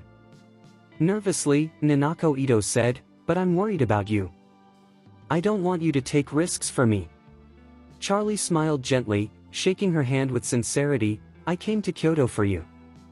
Whether it's a mountain of swords or a sea of fire, I will protect you." After saying this, he released Nanako Ito's hand and turned to leave. Nanako Ito felt a profound impact from Charlie's words. She was not only moved and happy, his declaration melted her heart. When he spoke, there was no arrogance in his voice, yet it provided her with an unprecedented sense of security. In that moment, Nanako Ito realized she was hopelessly in love with Charlie. For him, she would give everything, even if it meant sacrificing her own life. She would not hesitate. With urgency, she reached out and grasped Charlie's arm, saying with reverence, "Charlie, please be careful. If anything happens to you, I would willingly give my goddamn life for yours." Chapter 1772. Charlie turned around, offering a gentle smile as he reassured, "Don't worry, I will be back soon." With those words, Charlie stepped away from Nanako Ito's boudoir and vanished into the expansive snowy night. Amidst the howling wind and swirling snow, an IGA ninja moved swiftly through the darkness, his speed akin to that of a swallow. Cloaked by the night, he appeared almost ghost-like, slipping through the shadows. What he didn't realize was that right behind him was an extraordinary master, one whose strength far surpassed his own, Charlie. The IGA ninja sprinted for 2 kilometers without pause until he reached the entrance of a courtyard. He approached the simple door, tapping out a 4-knock sequence, 2 long followed by 2 short. The door creaked open, revealing just enough space for him to slip inside. Once inside, he hurriedly stepped through and vanished from sight. Meanwhile, Charlie masked his presence and heartbeat, effortlessly leaping onto the courtyard wall. He took a moment to observe the surroundings. The courtyard was modest in size, about 200 square meters, adorned with bamboo and ancient pines, leading to a 2-story wooden building at the back. The IGA ninja, having entered, proceeded directly through the front yard and into the 2-story structure. Charlie sensed that several people were inside the building, so he crept along the wall, making his way toward it. On the second floor, a hall of around 50 square meters contained several ninjas dressed in black. In the center of the room lay 2 individuals, bound and masked. The ninja Charlie had been tracking reported to the leader among them, saying, "Master Shang Ninja, I just discovered that the internal security of the Ito family mansion is quite lax, with fewer than 10 guards present, and their skill level is average." The leader grunted in response, "This time, we must quietly dispose of these 2 Chinese bastards. Even if the opponents are weak, we must ensure that we don't disturb anyone. We'll enter stealthily, leave the bodies, and withdraw without a trace." He then inquired, "Have you found a suitable place to conceal the bodies?" "Yes, I have," replied the ninja eagerly. "There's a secluded small courtyard within the Ito mansion, surrounded by a pine forest. With the thick snow covering everything, we can hide the bodies there temporarily without arousing suspicion." As he spoke, he pulled out his phone, opened the photo album, and presented it to the leader, saying, "Shangren-sama, I took some photos. Please take a look." The leader examined the phone, scrolling through the images before nodding in approval. "This pine forest indeed looks rarely visited. If we hide the bodies here, they won't be discovered for several hours, perhaps even 10. Mr. Matsumoto, we need to ensure that the Ito family doesn't find them for at least 2 hours. This location should suffice." Another ninja chimed in, "Master Shangren, when do we proceed to eliminate these 2 Chinese?" The leader glanced at the time and replied, "Just a moment, I'll contact that bastard Matsumoto." At that moment, Zara, bound and wearing a black headgear, struggled desperately. With her mouth gagged, she could only whimper through her nose, trying to catch their attention. The leader frowned, removing her headgear to reveal Zara's haggard, terrified face. He coldly asked, "What is it? Do you have any fucking last words?" Chapter 1773. As soon as Zara was revealed, Charlie instantly recognized her. He couldn't help but think to himself, "Isn't this the same bitch who once sat in the Rolls-Royce with Takahashi Ai? When I was teaching Ai a lesson, she even exchanged a few words with me. I never imagined she would end up in this situation, bound and seemingly facing death. It appears she has some significant connections." Meanwhile, Zara, her mouth stuffed with a towel, sobbed quietly, unable to articulate her distress. At that moment, the leader of the IGA ninja group reached out, tearing the towel from her mouth. He stated coldly, "I'll give you a chance to speak. Say what you fucking need to say." Zara's eyes were wide with fear, but she forced herself to remain calm as she stammered, "Please, let my brother and me go. Just tell me how much you want, and I'll pay you 10 times that amount."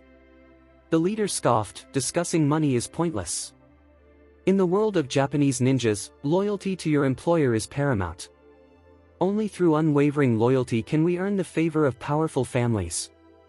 If doubts arise about our loyalty, we risk losing everything, becoming targets for all ninjas in Japan. Even a hefty sum won't save my ass." Zara quickly replied, "Then go to China. I'll give you $1 billion, a sum that would allow you to live comfortably there for the rest of your life. You wouldn't have to serve anyone. The leader paused, visibly surprised. You're quite wealthy, I see. $1 billion is indeed a considerable amount. However, let's not even discuss whether you can actually gather that much money. Even if I could, the risk remains. Killing you would put me on the radar of Japanese ninjas for the rest of my life. This deal simply isn't worth it. Zara shot back, you think killing me will spare you from pursuit? My family will hunt you down relentlessly. No matter how much money you have, you won't be able to enjoy it. Oh, no, the man chuckled, I fully intend to kill you, but I'll pin the blame on Yuhiko Ito. There's already tension between you two due to your partnership. When the time comes, both the Metropolitan Police and your family will see Yuhiko Ito as the mastermind behind your demise. Zara clenched her teeth, this is all that bastard Matsumoto's doing, isn't it? At this point, the IGA ninja leader looked at her with a smirk. Mr. Matsumoto initially sought a respectful partnership with you. However, your arrogance and disregard for his visit have led to this. Don't be surprised if Mr. Matsumoto shows you no mercy. When the leader mentioned Matsumoto earlier, Zara had quickly connected the dots, he was the orchestrator behind this plot. She never anticipated that Ryoto Matsumoto, who only ranked third in strength in Tokyo, could be so ruthless. By attacking her and her brother while blaming Yuhiko Ito, he aimed to weaken the Ito family's power and possibly target the Takahashi family as well. If everything unfolded as he planned, her family might seek revenge against Yuhiko Ito, allowing Matsumoto to benefit from the chaos. Regret washed over her as she realized the gravity of her mistake. If only she and her brother had met with Mr. Matsumoto when he came to see them. No matter what he said, they should have made an effort to avoid offending him. Now, however, it was too late, and the damage was done, there was no turning back. Fitz, by her side, shared in the regret but remained silent, his head hung low. The leader of the IGA ninjas pulled out his phone and called Ryoto Matsumoto, speaking respectfully. Mr. Matsumoto, we found a suitable place to hide the bodies near Ito's mansion. The security is weak, and we're confident we won't be discovered. When would you like us to proceed? Ryoto Matsumoto replied with a smile, Tokyo is currently in turmoil, more chaotic than it has been in fucking decades. I'd prefer to wait a little longer so I can enjoy the unfolding drama. Chapter 1774.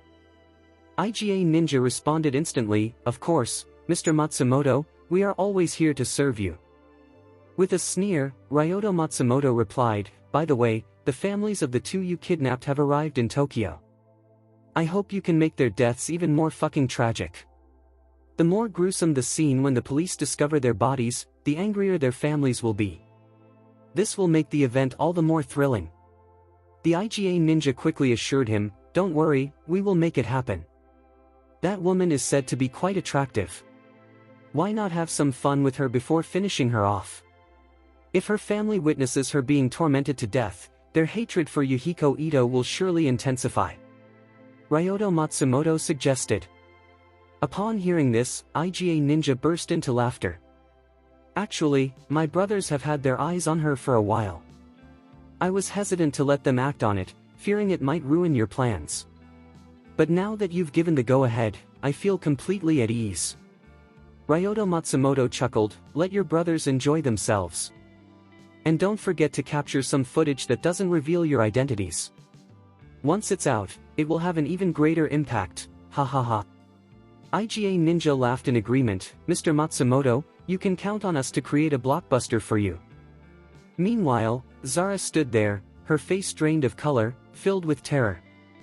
With trembling lips, she pleaded, please, just kill me right away. Don't ruin my innocence. Innocence? IGA Ninja smirked, you still think you're innocent? A stunning beauty like you retaining your innocence is quite the rarity. Such a precious commodity, I'll make sure to dismantle it myself later. On the other end of the line, Ryoto Matsumoto continued to smile, alright, IGA Kamino, I won't keep you from your fun. You have an hour and a half to enjoy yourself. After that, it's time to end their lives and dispose of the bodies at Yuhiko Ito's mansion. IGA Ninja quickly replied, Mr. Matsumoto, don't worry. In 2 hours, the bodies will be lying in the snow at the Ito mansion. You'll be able to inform the Tokyo Metropolitan Police Department right away. Excellent. I promise to reward you handsomely once it's done. After hanging up, IGA Ninja turned to Zara, rubbing his hands in excitement. Before you die, I'll ensure you experience the ultimate pleasure of a woman. For your own good, cooperate with me. If you do well, I might even reward you. Zara was nearly in despair, bursting into tears as she exclaimed in horror, please, just kill me now. IGA Caminino laughed menacingly, it's not so simple to die now. You'll need to check with me and my brothers first. Shivering in fear, Zara cried out, help. Help. IGA Kaminari sneered, to be honest, the houses around here are all undergoing renovations. Even if you scream, no one will come to save you. Save your breath, scream happily under me. The louder you call, the more excited I'll be, ha ha ha. The other ninjas joined in the laughter, reveling in their twisted delight. At that moment, a voice rang out, a pack of goddamn beasts, ganging up on a girl, do you want to force your way through? It was Charlie who had spoken. Chapter 1775. When Charlie's voice echoed through the air, it startled a group of highly trained ninjas. None of them expected that they were being tracked by someone else. Moreover, before Charlie spoke, his presence had gone unnoticed by all. The leader of the IGA clan, Kaminin, instinctively drew his ninja sword, scanning the surroundings with a wary expression. He demanded nervously, who the hell is there? Show yourself. At that moment, Charlie leaped from the wall, crashing through the window and scattering shards of glass across the floor. When Zara laid eyes on Charlie, it felt as though she had been struck by lightning. She was astonished that someone would come to her rescue at such a critical moment, especially the Chinese man she had encountered on the streets of Tokyo. To make matters worse, she had unknowingly offended him earlier. Now, Charlie stood confidently in the broken window, appearing more than just handsome to Zara, he resembled a god. The cold wind swept in through the shattered window, tousling Charlie's hair and clothes, giving him the heroic allure of a martial arts movie star in Zara's eyes. However, Charlie's focus was entirely on IGA Shangren, not on Zara. With a piercing gaze, Charlie addressed IGA Shangren coldly, I used to think Japanese ninjas had a sense of honor, but now I see you're nothing but a bunch of fucking thugs. It's one thing to bully your own women, but to harm our Chinese women is a death sentence. The other IGA ninjas stepped back, eyes fixed on Charlie as they drew their swords. They recognized that Charlie had been lurking nearby without being detected, implying he possessed remarkable strength. They dared not act impulsively, waiting for IGA Kaminin's command. Meanwhile, IGA Kaminin's face turned a shade of blue. Though others referred to him as a superior ninja, it was merely a title, not his name. In the Japanese ninja hierarchy, there are 3 categories, upper ninja, middle ninja, and lower ninja. As a Shang ninja, he held the highest rank and was highly revered throughout Japan. However, he never anticipated that the Chinese man before him would dare to insult him and belittle a ninja. Such disrespect was simply intolerable. With a furious roar, he exclaimed, "You bastard! There's an old saying in China, when there's a path to heaven, you ignore it, and when there's no way to hell, you force your way in. Since you seek death, don't blame me for being ruthless." With that, he swung his ninja sword and ordered his comrades, form up. Surround him and kill him. I will personally sever his head to make him pay for insulting a ninja. In a flash, the other 6 ninjas surrounded Charlie, ready to attack. Charlie remained unfazed, coldly responding, "You think you can cut off my head? Even if you had 8 fucking hands, it wouldn't be possible." IGA Shangren retorted with a sneer, "Boy, while you may underestimate me, never underestimate Japanese ninjutsu. I'm a dignified Shangren. If I can't take your head, I'll have to apologize to Amaterasu." Charlie's expression darkened further as he solemnly declared, "Japanese ninjutsu, is it? Today, I'm eager to see just what your so-called bullshit skills are. You're courting death." Furious, IGA Kaminin charged. With a thunderous shout, he gripped his ninja sword tightly and lunged at Charlie with immense force. The other ninjas also brandished their blades, intent on turning Charlie into mincemeat. Charlie found himself at a disadvantage against the Japanese ninjas' relentless tactics. They attacked like a pack of wild dogs, their core strategy based on overwhelming numbers. In their minds, the ninja swords were coated with deadly toxins, and if they could just pierce Charlie's skin, victory would be theirs.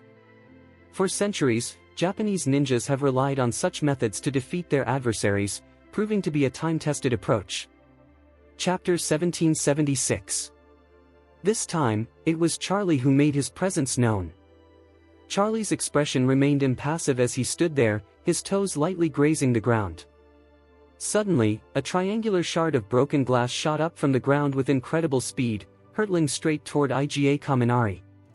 In an instant, Charlie kicked another piece of glass, sending it flying in the same direction. As Iga Kaminari charged forward, he caught sight of two vibrant, crystal-clear objects streaking past him, resembling shooting stars racing through his vision. Before he could comprehend what was happening, a sharp pain surged through his right wrist, where he held his ninja sword. Before he could even blink, a similar pain erupted in his left wrist. Moments later, an overwhelming weakness washed over his hands, causing the ninja sword to slip from his grip and clatter to the ground. Simultaneously, two warm, red mists from unknown origin splattered onto his face. As the strong, metallic scent of blood filled the air, he finally understood, his fucking hands had been severed by those two streaks of light. The red mists were blood gushing from the stumps of his wrists. He was in shock, utterly confused about how this had happened. In that moment, Charlie lunged forward. With a swift motion, he grabbed Iga Kaminari by the neck and lifted his 200-pound frame effortlessly. At the same time, Charlie skillfully evaded the encirclement of the other ninjas. This pack of wild, dog-like ninjas had anticipated Charlie might break in one direction, but none expected him to charge straight at Iga Kaminari. Wasn't that like running headfirst into a brick wall? Yet, Charlie chose the most formidable opponent among them. At that moment, Iga Kaminari was left helpless, his neck gripped by Charlie's powerful hand, blood still oozing from his severed wrists. Though he could still move his arms, he was rendered completely powerless below the wrists. With his grip unwavering, Charlie pushed through the hall, crashing through a window, and then slammed Iga's body against the wall with one hand. He maintained his hold on Iga's neck, keeping him suspended about 30 centimeters above the ground. With his legs dangling in midair, Iga was pressed against the wall, unable to slip down due to Charlie's iron grip. However, the tremendous pressure from Charlie's hand made it nearly impossible for him to breathe, his legs flailed desperately, and his face turned dark purple. The spectators were struck with terror. Especially the Iga ninjas, whose entire worldview was shattered. They were horrified. Who was this Chinese man? Why was he so incredibly strong? No, it was beyond mere strength. He seemed like a god. The formidable Iga shinobu had been brought low, like a lifeless dog. What kind of perverse power could crush Iga Kaminari so thoroughly? In that moment, Charlie's expression was icy, yet the corners of his mouth curled into a mocking smirk as he sneered, word by word, "So this is what you call Japanese ninjutsu? How utterly pathetic." Chapter 1777. Charlie's words sent a chill of fear through everyone present. In that moment, they realized that Charlie had just kicked two pieces of shattered glass shards with his toes, effectively and precisely severing Iga Kaminenho's two hand muscles. Kicking the glass shards itself isn't particularly difficult. Injuring someone with kicked glass shards is also not a great challenge. However, the true feat lies in the impossibility of accurately severing a person's hand muscles with such a kick. Moreover, Iga Kaminenho had rushed toward Charlie at high speed rather than standing still, making this achievement all the more astonishing. Additionally, Charlie was effortlessly holding Iga Kaminenho in place with just one hand, a remarkable display of strength. What kind of extraordinary power does it take to achieve this level of control? Zara stood in stunned silence. At that moment, Charlie had Iga Kaminenho pinned against the wall with one hand. To her, he appeared almost godlike. Iga Kaminenho continued to struggle, attempting to break free from Charlie's grip, but Charlie's hand was as unyielding as steel, allowing only a slight gap for him to breathe. In a strained voice, Iga Kamininho managed to ask, "You, who the hell are you?" "Me?" Charlie replied with a smile, "I am your Chinese father." Iga Kamininho's face twisted in disgust, and the others mirrored his expression of horror. Yet, despite their fear, no one dared to confront Charlie. They understood that, given Charlie's strength, he could easily snap Iga Kamininho's neck. With gritted teeth, Iga Kamininho demanded, "I have no conflict with you, what the fuck do you want?" Charlie responded with a slight smile, "I want your life." Afterward, he glanced at the bewildered ninjas and added with a sneer, "Oh, and I want your lives too." Everyone took a step back, gripping their knives tightly, terror etched on their faces. In that tense moment, Iga Kamininho shouted, "Quick! Tie that bitch up! Now!" As soon as he finished speaking, a ninja lunged forward, placing a knife against Zara's neck, nervously stating, "Let him go. Otherwise, I will kill her." Charlie simply hummed in response, saying lightly, "If you want to kill her, go ahead. I don't know the bitch." Iga Kamininho retorted hoarsely, "Don't try to bluff me. Didn't you come to save her?" Charlie replied calmly, "Not at all. I came to Kyoto today to visit an old friend, Miss Nanako of the Ito family. However, your people were so eager to go to the Ito family to snoop around that I ended up here." Upon hearing Charlie's words, Iga Kamininho felt a wave of shame wash over him. He had mistakenly believed Charlie was a member of the Banks family or a hired master sent to rescue Zara and Fitz, thinking he could leverage their lives for a deal. But now he realized that Charlie's intentions were tied to Nanako Ito, and he had inadvertently led him right to this confrontation. Suddenly, Iga Kamininho remembered something and quickly pleaded, "Sir, we have no intention of harming Miss Ito. We only wanted to eliminate these two and frame the Ito family for it. We never meant for anything to happen to Miss Ito." Chapter 1778. Charlie scoffed, "So, according to you, I casually killed 2 people and buried your home in the snow.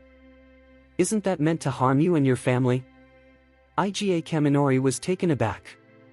Desperate to survive, he quickly shifted the blame to Matsumoto Ryoto. "Actually, we were hired by someone else.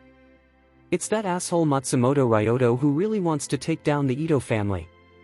We have nothing to do with it." Charlie shot back, "You're aiding the gang, and now you claim it doesn't concern you? Are your ninja bones that weak?" Iga Kamijin swallowed his pride and replied, "I believe in an old saying from your country. It's better to die than to live. Please, give me a chance. I'm willing to help you." Charlie shook his head, "Once you help me, you won't be worthy." He then surveyed the area for a moment before stating flatly, "You all should prepare to meet your end." Upon hearing this, Iga Shinobu immediately shouted, "Let's all attack together. Kill the bastard. If we take him down, we might have a chance to survive, otherwise, we're just waiting for death." Those around him were immediately struck with fear. They understood all too well that Charlie was far too powerful. Confronting him directly would mean certain doom for all of them. The best strategy was to strike as a group. They had to try their hardest to take him down, and how many of them would survive would be left to fate. Consequently, the remaining 6 ninjas charged at Charlie with their swords drawn, their faces twisted in rage. Zara watched in dread as so many rushed at Charlie, her heart racing. Yet, she remained silent, refraining from warning Charlie to be careful, knowing that her interference would only distract him. Her eyes were fixed on Charlie as she thought, "Today, my life and death depend entirely on this man, whose name I still don't know. If he falls, I will surely perish. If he survives, perhaps my brother and I can find a way to live. Sir, what happened last time was my fault. I've apologized countless times in my heart. This time, I hope you can survive. Even if I ultimately perish, I don't want you to die because of me." As these thoughts raced through her mind, the group of ninjas had already stormed into the hall, surrounding Charlie completely. Charlie remained unfazed. As 6 blades came at him, he made a swift motion and used Iga Shangren's body as a shield. The 7 ninjas, including Iga Shangren, were caught off guard by Charlie's unexpected tactic. At that moment, Iga screamed in terror, "Stop! Stop!" However, the 6 men had already committed to their attack, their swords raised, and there was no way to halt their strikes. Iga Kamijin watched in horror as the 6 blades descended, each one finding its mark. He felt excruciating pain coursing through his body and gritted his teeth in agony, cursing, "Fools! Useless! You idiots!" Before he could finish, he collapsed, blood spewing from his mouth as he died. Seeing Iga Shangren fall victim to their own blades, the 6 ninjas turned pale with fear. In that moment, Charlie flung Iga Shangren's lifeless body, sending it and the 6 swords flying away. The remaining 6 ninjas were left in shock, feeling their grips loosen as their weapons flew from their hands. At that instant, the 6 were struck with terror, and some, entirely devoid of the will to fight, turned to flee. Charlie smirked and declared, "Now that you've made your move, it's my turn." Chapter 1779. As soon as Charlie finished speaking, people sprang into action. His physical abilities and speed far surpassed those of others, leaving the ninjas with no chance to escape. With each capture, he delivered a powerful punch to the opponent's abdomen, instantly neutralizing their combat power and eliminating any possibility of escape. In a matter of moments, all 6 fleeing ninjas were sprawled on the ground, defeated one by one. Zara stood there, utterly astonished. As the eldest granddaughter of the Banks family and one of the most cherished members, she had been exposed to the hidden masters associated with her family since childhood. Yet, in her view, Charlie's strength exceeded that of those renowned individuals. What puzzled her was that the hidden masters revered by the Banks family were difficult to find within the country. They were supposed to be at the pinnacle of martial arts, so how could Charlie possess such incredible power? Charlie's presence had significantly raised the standard of martial arts in her mind. As she witnessed a group of ninjas lying helplessly on the ground, Zara felt a mix of shock and relief wash over her. At that moment, she realized that she and her brother were finally safe. Overwhelmed with gratitude, she looked at Charlie with excitement and exclaimed, "Thank you so much for today. May I know your name? I would be honored to repay your fucking kindness." Only then did Charlie turn his gaze toward Zara. Zara was undeniably beautiful. Even with her hands bound behind her back and her short hair disheveled against her face, her striking features were still evident. However, Charlie didn't feel a strong liking for her. Firstly, he was not fond of her personality. To him, she appeared self-righteous and arrogant, and despite not being able to discern those traits immediately, his first impression had led him to this conclusion. Secondly, he wasn't captivated by her looks either. While Zara was undeniably attractive, she also exuded a cold and haughty demeanor, bordering on aggressive heroism. In essence, she seemed to be trying too hard to impress. As someone who valued authenticity, Charlie found it hard to appreciate those who were overly pretentious. As the saying goes, 2 tigers cannot coexist on the same mountain, and their opposing energies clashed, even if one was a female tiger. Thus, Charlie replied with calmness, "It doesn't matter who I am. Please don't concern yourself with that. I'm not here to rescue you, my goal is to eliminate these bastards. Your rescue was merely a fortunate byproduct, so no need for thanks." Zara had never been belittled in her life until encountering Charlie twice. Yet, at that moment, she felt no anger, merely nodding respectfully as she sincerely said, "Regardless, I truly appreciate it." Charlie remained silent as he approached her and began to untie the ropes binding her. After freeing her, he removed the headgear from her brother and pulled out the cloth Fitz had been gagged with. Though Fitz had been blindfolded and unable to speak during the ordeal, he recognized Charlie's voice and quickly guessed who had come to their aid. Upon seeing Charlie, his first words were, "Brother, we will never forget your kindness." Charlie, now untying his own restraints, replied flatly, "All right, enough with the formalities. I'll set this damn place ablaze soon, you two need to escape quickly." Chapter 1780. Zara quickly approached and asked, "Excuse me, kind sir. Could you please lend me your phone? I need to call home as I've lost mine." While Zara claimed she wanted to make a call home, her true intention was to seize the chance to obtain Charlie's phone number. We live in the information age, where acquiring someone's mobile number can unlock a wealth of personal details about them. Once back home, this information would allow her to locate her benefactor, Charlie. Even if Charlie sensed her ulterior motive, he simply smirked and replied, "I'm sorry, but my phone is a personal item, and I can't lend it out." Afterward, he rummaged through the dead ninja's belongings and pulled out a sleek mobile phone, tossing it to Zara with a casual, "Here, use this to call your family. Let them know where you are and have them send someone to pick you up as soon as possible." Stunned, Zara caught the phone as it landed on her lap. Disappointment washed over her, but she masked it with gratitude, saying, "Thank you so much, Grace." Charlie continued searching through the ninja's things and discovered a slim wallet containing 5 10,000 yen notes along with an ID card. Given the current exchange rate, 10,000 yen translates to over $600. While 50,000 yen isn't a fortune, it would be enough for them to find accommodation and wait for a few hours until their family arrived. Regardless, the 50,000 yen could also cover their train fare back to Tokyo. Charlie handed the money to Zara, advising, "Take this and hurry to meet your brother." Zara hesitated, reluctant to leave without fully understanding Charlie's identity, fearing she might never see him again. In that moment, she wanted to share her own background with Charlie, hoping he might reach out to her if he faced challenges upon returning home. However, as the words formed in her mind, she held them back. She realized that someone as formidable as Charlie would likely disregard her identity. If she mentioned being the granddaughter of banks, it might backfire.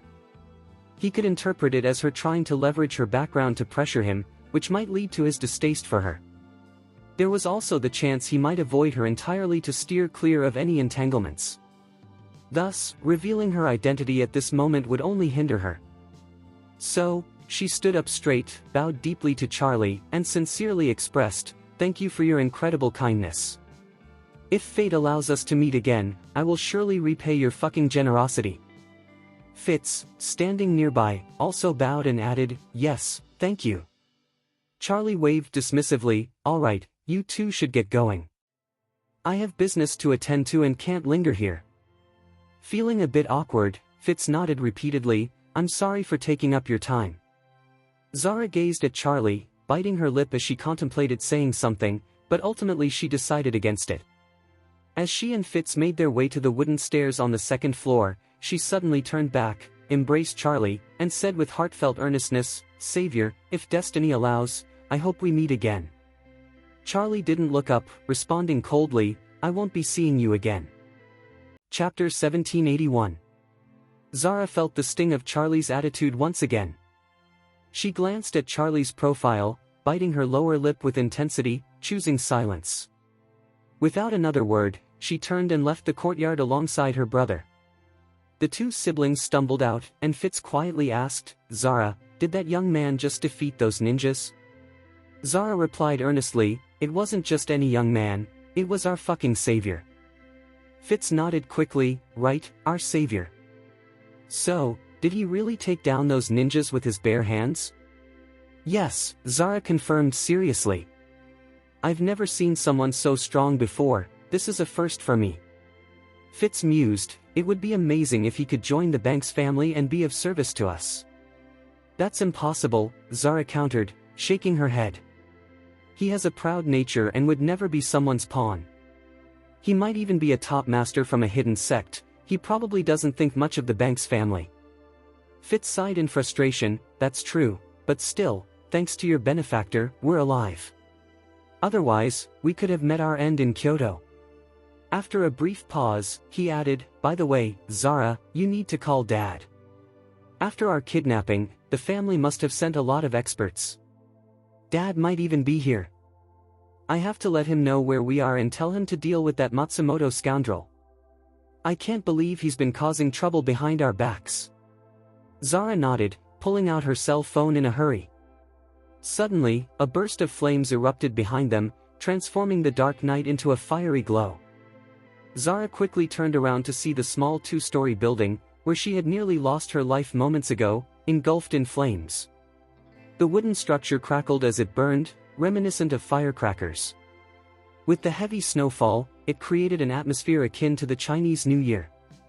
Fitz rubbed his chin and asked Zara, "Zara, do you think those ninjas are dead?"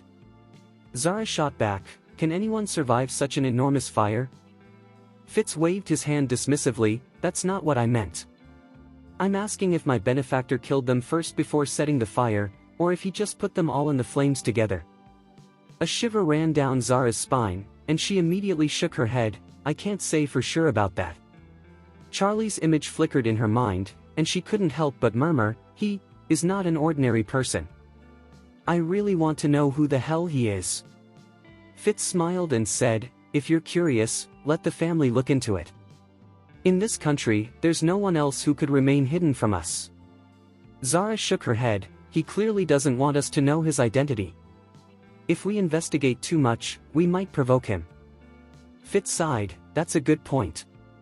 Then he recalled Charlie's earlier conversation with Iga Shangren, saying, "By the way, while I was blindfolded, I overheard him mention that he seems to be a friend of the Ito family's daughter." "Oh, right," Zara exclaimed, "that's why he came here, because of Ito's daughter." Fitz added, "I think her name is Nanako Ito."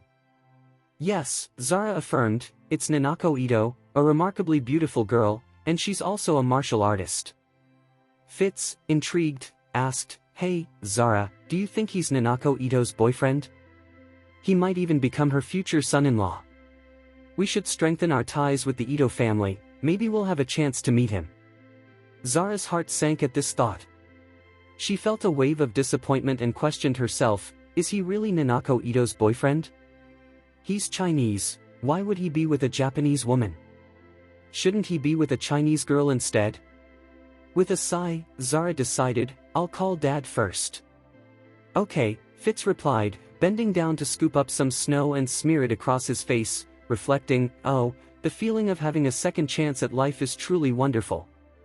Chapter 1782. Tokyo is in turmoil right now. The chaos persists. The Tokyo Metropolitan Police Department is overwhelmed. First, the bank's siblings were kidnapped, leading to the tragic deaths of a dozen individuals. Then, the Takahashi family stumbled upon several frozen bodies. To make matters worse, Takahashi's son was burned alive in his car. Each of these incidents, if isolated, could easily be considered a major crime of the year. Yet, all of this has occurred in rapid succession in Tokyo. Moreover, nearly all the prominent families are implicated. This situation feels like a humiliating blow to the Tokyo Metropolitan Police Department, who are being relentlessly ridiculed. Even more troubling, they have yet to uncover any valuable leads. Despite their extensive search efforts throughout Tokyo, they have found no trace of the bank's siblings. They remain completely in the dark about the perpetrator, not to mention the victims' whereabouts. As a result, the entire Tokyo Metropolitan Police Department seems utterly helpless. Zayn is growing increasingly impatient.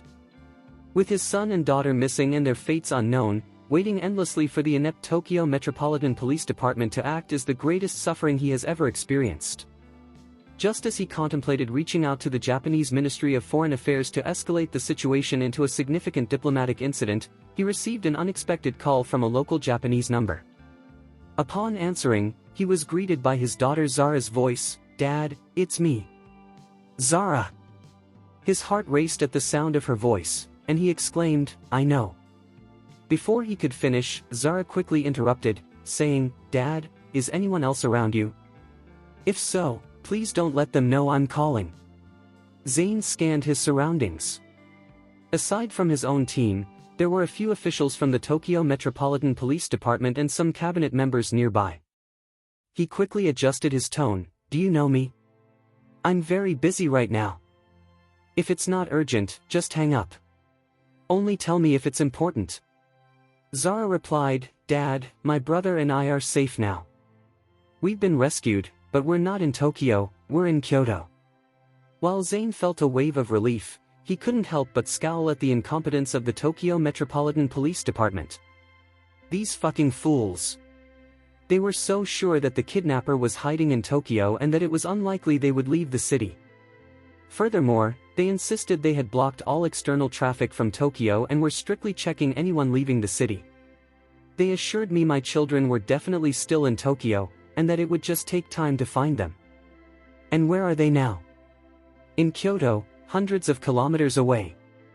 These bastards deserve to have the word idiot tattooed on their foreheads. However, Zayn recognized that now wasn't the time for anger. He asked, "What the hell do you need me to do?" Zara responded, "Dad, please don't inform the Tokyo Metropolitan Police Department. I have doubts about their competence, and they might leak information. I need you to send our own people to Kyoto to pick up me and my brother." Zayn immediately replied, "Understood." Zara added, "Also, Dad. The kidnapper is Ryoto Matsumoto from Tokyo. He planned to kill us and frame Yuhiko Ito, so he brought us to Kyoto." "What?" Zayn's voice turned dark. "It's that son of a bitch?" Chapter 1783. Zayn had a strong suspicion that Yuhiko Ito was the one responsible for the kidnapping of his children. However, the Tokyo Metropolitan Police Department conducted a covert investigation into Yuhiko Ito. They scrutinized him for an extended period but uncovered no evidence. Initially, Zayn believed that the police were intentionally shielding Yuhiko Ito, but now he realized that Yuhiko was, in fact, innocent. Not only was he innocent, but he was also being unjustly accused. To Zayn's surprise, the true mastermind behind the entire incident turned out to be that bastard Mr. Matsumoto. He hadn't even considered Matsumoto among the suspects.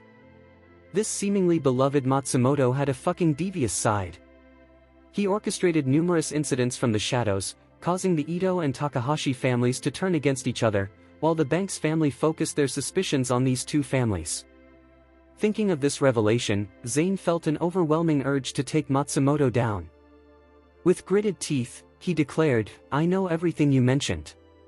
Keep the phone line open, I'll have my people reach out to you." Zara quickly responded, "All right, my brother and I will be waiting in Kyoto." After hanging up, Zayn stood and addressed the Tokyo Metropolitan Police Commissioner, "I have urgent matters to attend to, I need to leave." The chief of police quickly inquired, "Mr. Banks, where are you going? What the fuck does that concern you?" Zayn snapped. "You need to find my son and daughter, or I will escalate this to the Japanese Ministry of Foreign Affairs." The chief of police stepped forward, pleading earnestly, "Mr. Banks, please give me the next 12 hours. I promise to search every corner of Tokyo to find Fitz and Zara." He added, "Even if the Ministry of Foreign Affairs gets involved, they'll still refer the case back to us. They aren't a law enforcement agency and don't have the resources to handle this." Zayn scoffed, "Then you better get moving. No more fucking delays." With that, he turned on his heel and stormed off. Once outside the Tokyo Metropolitan Police Department, Zayn wasted no time in the car, instructing his confidant, "Mr. Red, take 20 people to Kyoto immediately to retrieve Fitz and Zara. I'll send you a phone number shortly to contact Zara."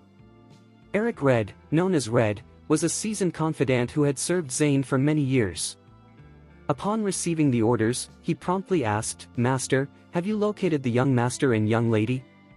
"Yes," Zayn confirmed. "They're safe, but the mastermind behind this is beyond our expectations." Red pressed for details, "Master, who is the mastermind?" Zayn clenched his jaw and replied, "It's that son of a bitch Mr. Matsumoto. How dare he target my children? This Matsumoto has no idea what he's unleashed. Make sure everyone knows, before dawn, I want Ryoto Matsumoto's fucking head on a platter." Red's expression turned serious as he replied, "Understood, Master. I'll take care of it." Zayn rubbed his temples, feeling the weight of the situation. "Have one of our planes head to Osaka right now. After you secure Fitz and Zara in Kyoto, fly them directly to Osaka so they can return to China. I'll handle the situation here in Japan." "Got it." Just a few minutes later. Chapter 1784. In Tokyo, nearly 100 covert operatives from the Banks family ceased their secret search for Fitz and Zara. 20 of these individuals made their way directly to Kyoto under the cover of darkness, while the remaining 70+ traveled toward Matsumoto, where the mansion of the beloved awaited. Unbeknownst to Matsumoto, he was on the brink of disaster. Checking the time, he realized it was already 10 o'clock at night. He promptly pulled out his cell phone and dialed IGA Kaminbo. As per his plan, Matsumoto instructed IGA Kaminbu to eliminate a target and then conceal the body within the Ito family mansion half an hour later. Next, he intended to wait a few hours until the body had almost lost all heat, before anonymously tipping off the Tokyo Metropolitan Police Department. This strategy would ensure Yuhiko Ito met his demise early the following morning. Once Yuhiko Ito was out of the picture, the only obstacle left would be Shinichi Takahashi. As it stood, Takahashi should still be reeling from his recent loss, making him particularly vulnerable. Matsumoto thought it would be the perfect opportunity to set an ambush and eliminate him when he was mourning for Takahashi Ai. Lost in these thoughts, Matsumoto was interrupted by a persistent beeping from his phone. "Why can't I reach that bastard IGA Kaminbu?" he muttered, a frown creasing his brow. "Didn't I remind him to keep his phone on at all times for urgent communication? What the hell could be wrong?" A sudden unease clenched Matsumoto's heart as he speculated, could something have happened to IGA Kaminbu? But that shouldn't be the case. They took the Banks family siblings all the way to Kyoto without a hitch, and the Tokyo Metropolitan Police have been searching for so long without any leads. How could there be an issue?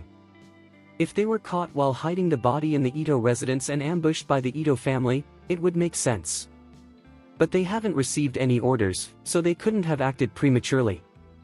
This scenario concerning the Banks family siblings just doesn't add up. So, what the hell has happened in Kyoto? Ryoto Matsumoto, who prided himself on his confidence and strategic mind, found himself engulfed in self-doubt. At that moment, it wasn't just Matsumoto struggling to make calls. Takahashi, mourning the loss of his son, faced the same issue. Maki Takahashi had commanded the Tinglin family ninjas stationed in Kyoto to eliminate Nanako Ito first and document the killing on video. This footage was intended to torment Yuhiko Ito, ensuring he experienced unimaginable suffering before his end. However, the Tinglin family ninjas had been unresponsive. When Takahashi called for updates, he found the line completely dead. After several attempts, no one picked up. Frustrated by the lack of communication, Takahashi hurled his phone to the ground, shouting furiously, "What the fuck is going on? Why are the supposedly invincible Tinglin ninjas turning into worthless trash?" Earlier, Tinglin Zhengzhe and his team vanished without a trace, only to be returned frozen like popsicles. Now, this new group is silent. Will they end up the same way? A subordinate quickly interjected, "Mr. Takahashi, could the Tinglin family be caught in an ambush at the Ito house?" "What ambush are you talking about?" Takahashi snapped, visibly irritated. "The situation there is clear. The Ito family doesn't have any ninjas in Kyoto, just some housekeepers, servants, and regular bodyguards. What could they possibly use to ambush Tinglin ninjas? There are only 6 of them." After saying this, Takahashi couldn't shake the feeling of unease. What the hell is happening in Kyoto? Chapter 1785. Neither Matsumoto nor Takahashi could make sense of the events that transpired in Kyoto. However, Matsumoto possessed a sharper mind than Takahashi. When he found himself unable to reach IGA Kamininho, though the reason eluded him, he subconsciously sensed that this situation might lead to significant fucking trouble. With this thought in mind, he quickly contacted other members of the IGA family to inquire about IGA Kamininho. Unfortunately, the IGA family members were equally in the dark regarding the happenings in Kyoto. They, too, were unable to get in touch with IGA Shinobu and were uncertain whether he was alive or dead. At this moment, a wave of panic washed over Matsumoto. He began to pace restlessly in his living room, his brow furrowed, and the cigar in his hand trembled uncontrollably. Noticing his brother's distress, Ryosuke Matsumoto rushed to calm him down. "Brother, don't panic. If you lose your composure, we won't know how to handle the situation." In contrast to Takahashi Makichi, who had his sights set on Nanako Ito without involving the Banks family, Takahashi Machichi was unconcerned about revealing his motivations. The two families were evenly matched, so he felt no fear towards Yuhiko Ito. Yet, Matsumoto understood that if his own motives were exposed, he would not only be up against the formidable Banks family but also the Ito and Takahashi clans. Taking a drag from his cigar, Matsumoto addressed Ryosuke, "The move I made nearly exhausted all our resources. If I win, the Matsumoto family could rise to the top in Japan. If I lose, We risk being annihilated by the three major families, the Banks family, the Ito family, and the Takahashi family. As he spoke, his anxiety was evident as he continued, right now, we can't contact that bastard Iga Kaminori, and we have no idea if Fitz and Zara are alive or dead. I also worry whether our motives have been discovered. If they haven't, we can just blame Yuhiko Ito, but if they have, our survival becomes nearly impossible. Ryosuke urged, brother. We can't just wait for the verdict on whether we've been exposed, that's too passive. Even if we're facing death, we need to find a way to fight back. We can't just give up. After a moment of contemplation, Matsumoto clenched his teeth and replied coldly, of course we'll resist. Since our first move is still uncertain, we'll place our bet on the second. Ryosuke inquired, how do we proceed with the second option? Matsumoto replied firmly, I'm betting that our motives against the Banks family haven't been revealed yet. Therefore, we need to go all out to eliminate Maki Takahashi and Yuhiko Ito. If we can take them out, we'll have a chance to claim the top spot in Japan. Wait, kill them? Ryosuke exclaimed, surprised. Aren't we just trying to deal with the Banks family? Matsumoto shook his head, it's naive to think we can take on the Banks family. With their strength, if they target us, we stand no chance. He continued, however, Maki Takahashi is likely at his weakest right now. He's lost a few ninjas and his son, making this an opportune moment to strike. We should send a few ninjas from the Iga family after him. After all, the Iga ninjas are already aligned with us. Ryosuke pressed on, and what about Yuhiko Ito? How do we deal with him? He doesn't seem to have lost any strength. With determination, Matsumoto said, then we'll have to outsmart him. We can kidnap several family members of officers from the Tokyo Metropolitan Police Department and force these officers to come home under the pretense of needing their assistance in the Banks family investigation. The moment he steps out of his house, we'll have our chance to strike. Ryosuke continued to question, but what if the Banks family finds out about our plans? Matsumoto's expression turned fierce, if they truly discover our intentions, then we're all fucking dead. Why wouldn't we drag Maki Takahashi and Yuhiko Ito down with us? Chapter 1786. Alright. Ryosuke Matsumoto declared with a grim determination. Even if we face death, there will be others who will perish alongside us. Either way, we refuse to be fucking defeated. At that very moment. After Charlie had set the two-story building ablaze, he made his way back to the Ito family home. He followed the same path to Nanako Ito's courtyard. Inside, Nanako Ito was seated at the tea table, her eyes closed as she gently twisted a string of Bodhi beads. She was quietly reciting Buddhist scriptures, offering prayers for Charlie's safety. Buddhism has long been a significant part of culture in both China and Japan. Since Master Jinjin traveled eastward, the religion has seen considerable growth in Japan. Though there are some differences between the Buddhist practices in the two countries, the essence of chanting and prayer remains largely the same for believers in both. After an extended period of silent prayer, the incense in the burner had completely burned down. Noticing the fading fragrance, she opened her eyes, intending to replenish the incense, only to find Charlie sitting directly across from her. Startled, Nanako Ito gasped, covering her mouth, Charlie, when did you come back? Charlie offered a small smile, just a moment ago, about 5 seconds back. Ha! Nanako Ito responded in disbelief. How did I not notice you at all? With a grin, Charlie explained, I saw you were deep in prayer, so I didn't want to interrupt.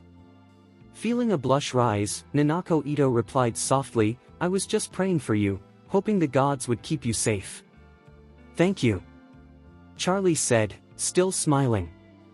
Nanako Ito returned a somewhat awkward smile, saying, you saved my life, so there's really no need to thank me for something so small. Charlie replied earnestly, I saved you from the heart, and your prayers for me are from the heart as well. Our intentions are the same, so there's no difference in their significance. With a sigh, Nanako Ito remarked, Charlie, you truly are the most gentlemanly person I've ever met. You're always so considerate of others. Chuckling, Charlie said, I'm not a gentleman, so please don't put me on a pedestal. Then, with a sense of urgency, Charlie added, "By the way, please give me your hand so I can check your damn injury." Nanako Ito blushed and replied, "Charlie, are you trying to make a move on me?" "Yes," Charlie nodded earnestly. "Don't you want to take a stroll in the snow? I can help heal your injury quickly, and we can walk through the snow in the yard together. If you're not satisfied, I can take you out." "Ah!"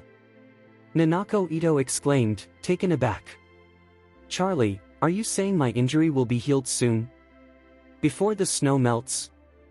Charlie reassured her, "You won't have to wait for the snow to melt. If you cooperate with me, we can go for a walk in the snow together before it stops." Chapter 1787. Nanako Ito found it hard to believe that Charlie had the ability to heal her. However, when she realized that the man standing before her, eager to help, was the one she loved, she felt a spark of hope and decided to give it a fucking chance. With a shy demeanor, she extended her right hand to Charlie and said softly, "Charlie, then, please." Charlie nodded gently and extended his fingers, carefully placing them over her wrist. A wave of Reiki flowed through Nanako Ito's veins, quickly spreading throughout her entire body. After a moment, Charlie took the opportunity to assess the extent of Nanako Ito's injuries. Upon closer inspection, he realized that her condition was indeed grave. Almost every organ had sustained serious internal injuries. Additionally, her meridians and bones were damaged, leaving her body resembling a fragile porcelain doll. One wrong move could lead to severe secondary injuries. Although she had been pulled back from the brink of death, her overall safety remained alarmingly low. Currently, she was functioning at less than 1/5 of an average person's capacity. While someone else might stumble and get back up unharmed, a simple fall could be life-threatening for her, necessitating immediate medical attention. Charlie couldn't help but imagine the excruciating pain that Nanako Ito must be enduring from her injuries. It was relentless, even during her sleep. Feeling a surge of compassion, he expressed his concern, "I told you before that martial arts is about the spirit. There's no need to focus too much on winning or losing, especially if it puts you in danger. Why the hell would you risk your life against Aurora?" With a hint of embarrassment, Nanako Ito replied, "Charlie, I wasn't betting my life. I just wanted to give it my all without regrets." She sighed and offered a bittersweet smile, adding, "I just didn't fully appreciate the gap between myself and Aurora. She truly is formidable, beyond belief." Charlie shook his head, feeling helpless. At that moment, he began to formulate a treatment plan. He had two options for Nanako's healing. The first option was to directly utilize the Reiki within her body to mend the damage she had suffered. Although her body was severely injured compared to an ordinary person, for her, it wasn't an insurmountable issue. The Reiki could facilitate a quick recovery. This approach was straightforward, efficient, and had numerous advantages. However, there were drawbacks to consider. If he repaired her injuries using Reiki, how would he explain it to her? After all, Nanako lacked a deep understanding of cultivation and might perceive the healing as a mere touch without grasping the concept of Reiki. This could seem too incredible for her to comprehend. The second option involved using rejuvenating pills. The effectiveness of the rejuvenating pill was unquestionable. Chapter 1788. For everyday individuals, the concept of such advanced medicine feels like a fantasy. This miraculous remedy can extend the lives of the elderly by a decade or more. For the youth, it enhances physical capabilities to levels far beyond the ordinary, and for the injured, even those clinging to life by a thread, it promises not just recovery but a significant boost in strength. Initially, Don Albert faced near death at the hands of Donald's men, barely clinging to life. It was a rejuvenating pill that brought him back from the brink. This miraculous pill not only saved Don Albert's life but also rejuvenated him, making him feel several years younger and in better condition than before his injuries. The potency of the pill was extraordinary. Even after Don Albert was healed, there was still residual effect that enhanced his overall physique. Although Nanako Ito sustained severe injuries as well, Charlie believed that only half a rejuvenating pill would be sufficient for her recovery. However, if she were to take a whole pill, it was evident that her strength would increase significantly, possibly elevating her performance by 1 or 2 levels from her peak condition. This led Charlie to ponder a dilemma. Should he administer half a rejuvenating pill to Nanako Ito, or should he offer her a full dosage, giving her a chance to excel? Charlie wasn't one to be stingy. His hesitation stemmed from the fact that Nanako Ito was Japanese. As the saying goes, people not of my race may have different hearts. While he couldn't assume that she would act with malice, he felt it would be challenging to maintain a shared purpose with someone from a different background. Moreover, Nanako Ito was a martial arts expert who had participated in numerous international competitions and had aspirations to compete in the upcoming Olympic Games. If he were to significantly enhance her abilities, she could become a formidable rival to Aurora in the future. Imagine if Nanako Ito, representing Japan, were to defeat Aurora, who stood for China, in the next international competition. Wouldn't that mean handing over a title that rightfully belonged to China? This internal conflict was the source of Charlie's hesitation. Logically, he could offer Nanako Ito half a rejuvenating pill, ensuring she made a full recovery, which would be an immense gift. Yet, considering her deep passion for martial arts and her sincere dedication to her craft, Charlie found himself wanting to give her a genuine opportunity to explore her martial arts journey more profoundly. With these thoughts swirling in his mind, Charlie turned to Nanako Ito and posed an important question. "Nanako, if I can help you recover, would you agree to a condition?" Without a moment's hesitation, Nanako Ito responded, "Charlie, even if you're unable to heal me, I would accept any fucking condition you propose without question." Charlie nodded solemnly and continued, "I want you to promise that after I help you recover, if your love for martial arts remains, you will focus solely on your personal practice and refrain from participating in any international competitions. Can you agree to that?" "Absolutely," Nanako Ito replied, her gaze resolute. "After my last match and the injuries I sustained, I took time to reflect on the principles you've shared with me. Martial arts is about the spirit, not the competition, and I realize now that I lost my passion for it after that match." As she spoke, her eyes softened as she looked at Charlie. "Since meeting you, I've learned that true masters like you don't engage in trivial competitions. It's through letting go of the desire for victory that one can truly refine their martial arts skills. So, if I get the chance to heal, I promise I won't compete again." Seeing her sincerity and determination, Charlie felt a wave of relief wash over him. With a gentle smile, he reached into his pocket, retrieved the rejuvenating pill, and handed it to her. "Nanako, by taking this pill, you won't just recover, it will also enhance your strength and overall well-being." Chapter 1789.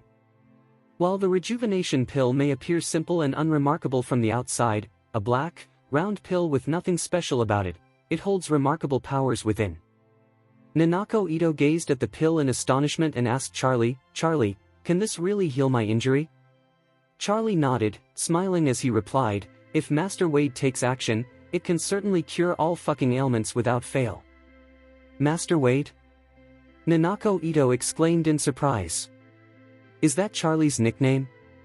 With a grin, Charlie clarified, "It's not a nickname, it's a term of respect from some friends in Oris Hill." Nanako Ito chuckled joyfully, saying, "So, can I call you Master Wade from now on?" "Sure, you can call me whatever the hell you like," Charlie replied casually. After a moment of thought, Nanako Ito responded seriously, "I think Charlie sounds more friendly. Should I just call you Charlie?" Charlie nodded, explaining, "In Chinese culture, we don't refer to each other that way." With a sweet smile, Nanako Ito declared, "I hope to be the only one who calls you Charlie in the future." "All right," Charlie said, feeling his resolve soften in the face of her cheerful expression. Her smile, as sweet as maple syrup, filled Charlie with an inexplicable warmth. Not wanting to dwell on the sweetness of the moment, he quickly shifted the subject, urging, "You should take the medicine now. Didn't you say you wanted to go out and see the snow? Don't wait too goddamn long." Nanako Ito replied with a smile, "The weather forecast says the snow won't arrive until tomorrow." As she picked up the rejuvenation pill, she looked at Charlie and asked, "Charlie, do I take this directly?" "Yes," Charlie confirmed seriously. "Once you take it, I'll help guide the absorption of the medicine." Nanako Ito nodded lightly and without hesitation placed the pill in her mouth. As soon as it entered, the pill transformed into a warm current, flowing from her mouth to her stomach and then spreading throughout her body. Nanako Ito could distinctly feel her body undergoing a profound transformation. It was difficult for her to articulate this change. If her injury had felt like a porcelain bottle shattered on the ground with fragments scattered everywhere, now it felt as if those fragments were magically rewinding and coming together, restoring the bottle to its original state as if it had never been harmed. This sensation was akin to traveling back in time, imbued with an overwhelming sense of unreality.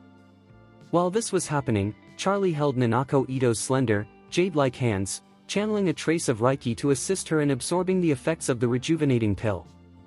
Nanako Ito found the experience of reversing time to be incredibly enchanting, but little did she know, the full effects of the rejuvenation pill were yet to be realized. With Charlie's support, she felt every cell in her body being revitalized by the medicinal properties, sensing that her physical condition was not only returning to her peak but also continuing to improve. A few minutes later, she opened her eyes, disregarding the sweat on her brow, and gazed at Charlie in amazement, exclaiming, "Charlie, what the hell is this miraculous medicine? How can it be so powerful?" Chapter 1790. Charlie smiled gently and said, "This medicine is known as rejuvenation." Suddenly, Nanako Ito recalled something and exclaimed, "I know. I know. Charlie." Aurora's strength increased dramatically just before the quarterfinals. It must be because of these rejuvenation pills, right? Charlie nodded in agreement. "Yes, that's exactly the effect of the rejuvenation pill." Nanako Ito continued, "So, Charlie, is it true that you don't want me to face Aurora directly in future competitions? Is that why you don't want me to participate in international events anymore?" Charlie replied honestly, "Yes, that is indeed part of my reasoning." With a light bite of her lower lip, Nanako Ito hesitated for a moment before asking tentatively, "Is your concern because you have feelings for Aurora?" Charlie shook his head, saying, "I see myself more as a brother to Aurora. I don't want the two of you to compete against each other. We represent different countries, and I don't want my involvement to affect the honor of Chinese athletes. That's why I hope you won't continue to compete internationally." Suddenly realizing the weight of the situation, Nanako Ito stood up abruptly, bowed deeply to Charlie, and stated seriously, "Charlie, rest assured, from now on, I will fully focus on studying martial arts and will not participate in any goddamn martial arts competitions." After saying this, she came back to her senses, looked down at her legs, and exclaimed with excitement, "I never imagined how wonderful it feels to stand up on my own." Charlie nodded with a smile, "Don't you want to take a walk in the snow? Let's go now." "Yes." Nanako Ito replied enthusiastically, walking around the tea table, taking Charlie's hand, and beaming, "Let's go, Charlie."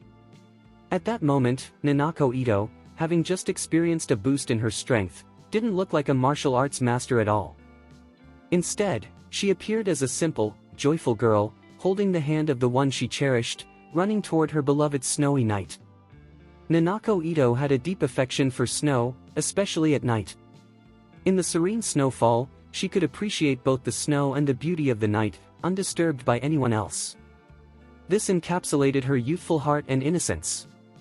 Outside, a thick layer of snow had blanketed the courtyard. The evidence of Charlie's confrontation with the Tingling ninja had vanished beneath the snow, and each step made a soft crunching sound, creating a sense of distance from the city's chaos. Nanako Ito held on to Charlie's hand tightly, leading him through the snow, then raised his hand high, twirling gracefully in a delightful circle. The delicate fabric of her kimono swirled around her as she spun in the white snow, accentuating her extraordinary elegance and adding to her enchanting presence. After a few spins, she faced Charlie and stopped. Gazing into Charlie's eyes with a sparkle of sincerity and a hint of infatuation, she said, "Charlie, I've been waiting for this snow for several days. The weather forecast indicated it would come just a few days ago. While sitting in my wheelchair in the yard, I looked up at the sky, hoping for snow and thinking of you. But that day, I didn't see any snow, let alone hope to see you." As she spoke, tears glistened in her eyes, and with a soft quiver in her voice, she added, "I truly didn't expect that today, the heavy snowfall I had longed for would arrive, just as you have, Charlie. In this moment, I feel like it's the happiest, most fulfilling, and perfect moment of my life, so perfect it seems unreal, as dreamlike as a fantasy." Chapter 1791. As Charlie and Nanako Ito strolled hand in hand through the serene, snowy night in Kyoto, Tokyo was rife with tension beneath the surface. Meanwhile, Maki Takahashi was at home, anxiously anticipating news regarding the Tingling ninja. The Tingling family shared his anxiety. To date, they had lost 10 ninjas, nearly all the young, vital members of their clan. While 10 may not seem excessive, for a family, it represented a significant loss of young men. Each of these 10 individuals had at least one or two elders, parents, aunts, uncles, and grandparents, adding up to a minimum of 10 family members affected by this loss. Moreover, all 10 were male, which raises the question of the family's overall gender ratio. If the ratio of males to females is even, then there would be at least 10 female relatives as well. Additionally, at least half of the 10 young men were married and had children, creating a further extension of the family through their wives and offspring. In total, this indicates that the family must comprise at least 50 or 60 individuals to support 10 young adult males. Now, with the prime-age males of the Tingling family lost, their overall combat effectiveness had sharply declined. This decline meant that they could not spare resources to protect Takahashi. Consequently, aside from a few bodyguards, there were no ninjas stationed at Takahashi's residence. Late into the night, Takahashi remained wide awake. On one hand, he mourned the tragic loss of his son, Takahashi Ai. On the other, he waited in hope of news from the missing Tingling ninja. While he subconsciously understood that the ninjas sent to Kyoto were likely dead, a flicker of hope lingered in his heart. He believed that as long as he hadn't seen a body, there was still a chance for a fucking miracle. Perhaps, he thought, the Tingling ninjas would eventually reach out to him. Just as Takahashi paced restlessly in his living room, an unexpected, thin dart suddenly shot out from a hidden corner, striking him in the back of the neck. Overwhelmed by grief and still processing the loss of his son, Maki Takahashi was caught off guard by the poison that caused him to collapse to the ground. His bodyguards, noticing his sudden fall, rushed to his side. Unfortunately, after a brief examination, they realized he had lost all signs of life. As the bodyguards scrambled to locate the assailant in shock, several IGA ninjas who had infiltrated the Tingling family had already made their escape. In typical circumstances, the Tingling family would have assigned at least 4 ninjas to discreetly guard Takahashi, ensuring his safety from potential assassins. However, on this night, no ninjas were present. Without the protection of a ninja, relying solely on ordinary bodyguards was akin to having no defense at all against trained ninjas. Thus, it was relatively simple for the assassin to take Takahashi's life.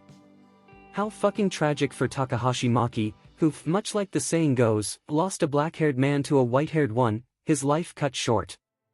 At the same time, as Yuhiko Ito settled into sleep, a knock echoed through his door. Annoyed, he called out, "What the hell is it at this hour? If it's not urgent, let's discuss it tomorrow." Hiroshi Tanaka responded quickly, "Mr. Ito, officers from the Metropolitan Police Department are here again. They say they need your cooperation for further questioning." "More questioning?" Yuhiko Ito shouted in frustration. "I have already provided all the information I can, there's nothing more to discuss." Koichi Tanaka clarified, "Sir, they mentioned that the bank's family is applying pressure, which could escalate into an international diplomatic incident, so they still wish for your cooperation." "An international diplomatic incident?" Ito exclaimed, his anger boiling over. "This is absolutely infuriating." Chapter 1792. Despite his deep dissatisfaction, Yuhiko Ito chose not to act on it at this moment. As a businessman, he understood the stakes involved. He was acutely aware that if he became embroiled in international diplomatic issues and tarnished Japan's reputation, he would be perceived by the public as a criminal undermining the country's image. In such a scenario, the citizens would likely rally against the Ito family, making them a target for public outrage.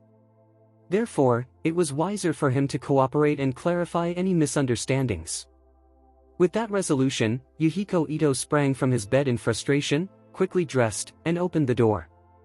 Though irritated, he still grasped the reality of the situation. After all, he was behaving appropriately, how could they question him again? Even if he had to spend a few days at the Metropolitan Police Department, he would manage. Turning to Tanaka Koichi, he commanded, "Make arrangements for the car." We'll be leaving shortly. Hiroshi Tanaka nodded promptly and set about making the necessary arrangements. A few minutes later, flanked by several bodyguards and 2 ninjas, Ito climbed into his vehicle, ready to head to the Tokyo Metropolitan Police Department.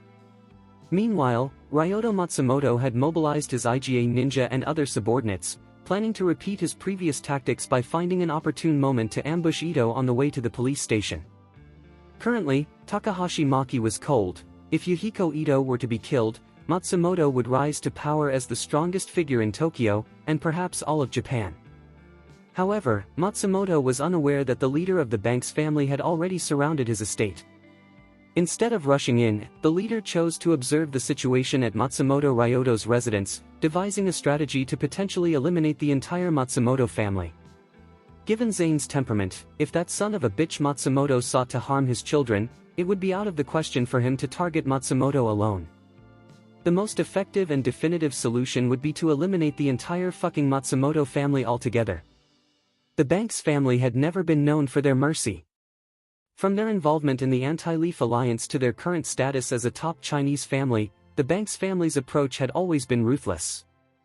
10 minutes after Yuhiko Ito departed from his home, his vehicle approached a 2-kilometer-long viaduct. This viaduct was a closed road. Its deck soared 15 meters above the ground, nearly the height of a 5-story building, and it featured only 2 lanes in a single direction, making U-turns nearly impossible without extensive maneuvering. If a vehicle was blocked on this structure, it could quickly descend into chaos, with multiple cars potentially blocking one another, leaving no escape route. Unbeknownst to Yuhiko Ito, he was heading straight into a fucking trap. This ignorance stemmed from the fact that he had not encountered any significant threats, aside from Charlie's manipulation of $4.5 billion. Although both the Takahashi and Matsumoto families sought to provoke him, Charlie had managed to resolve those issues through fortuitous circumstances.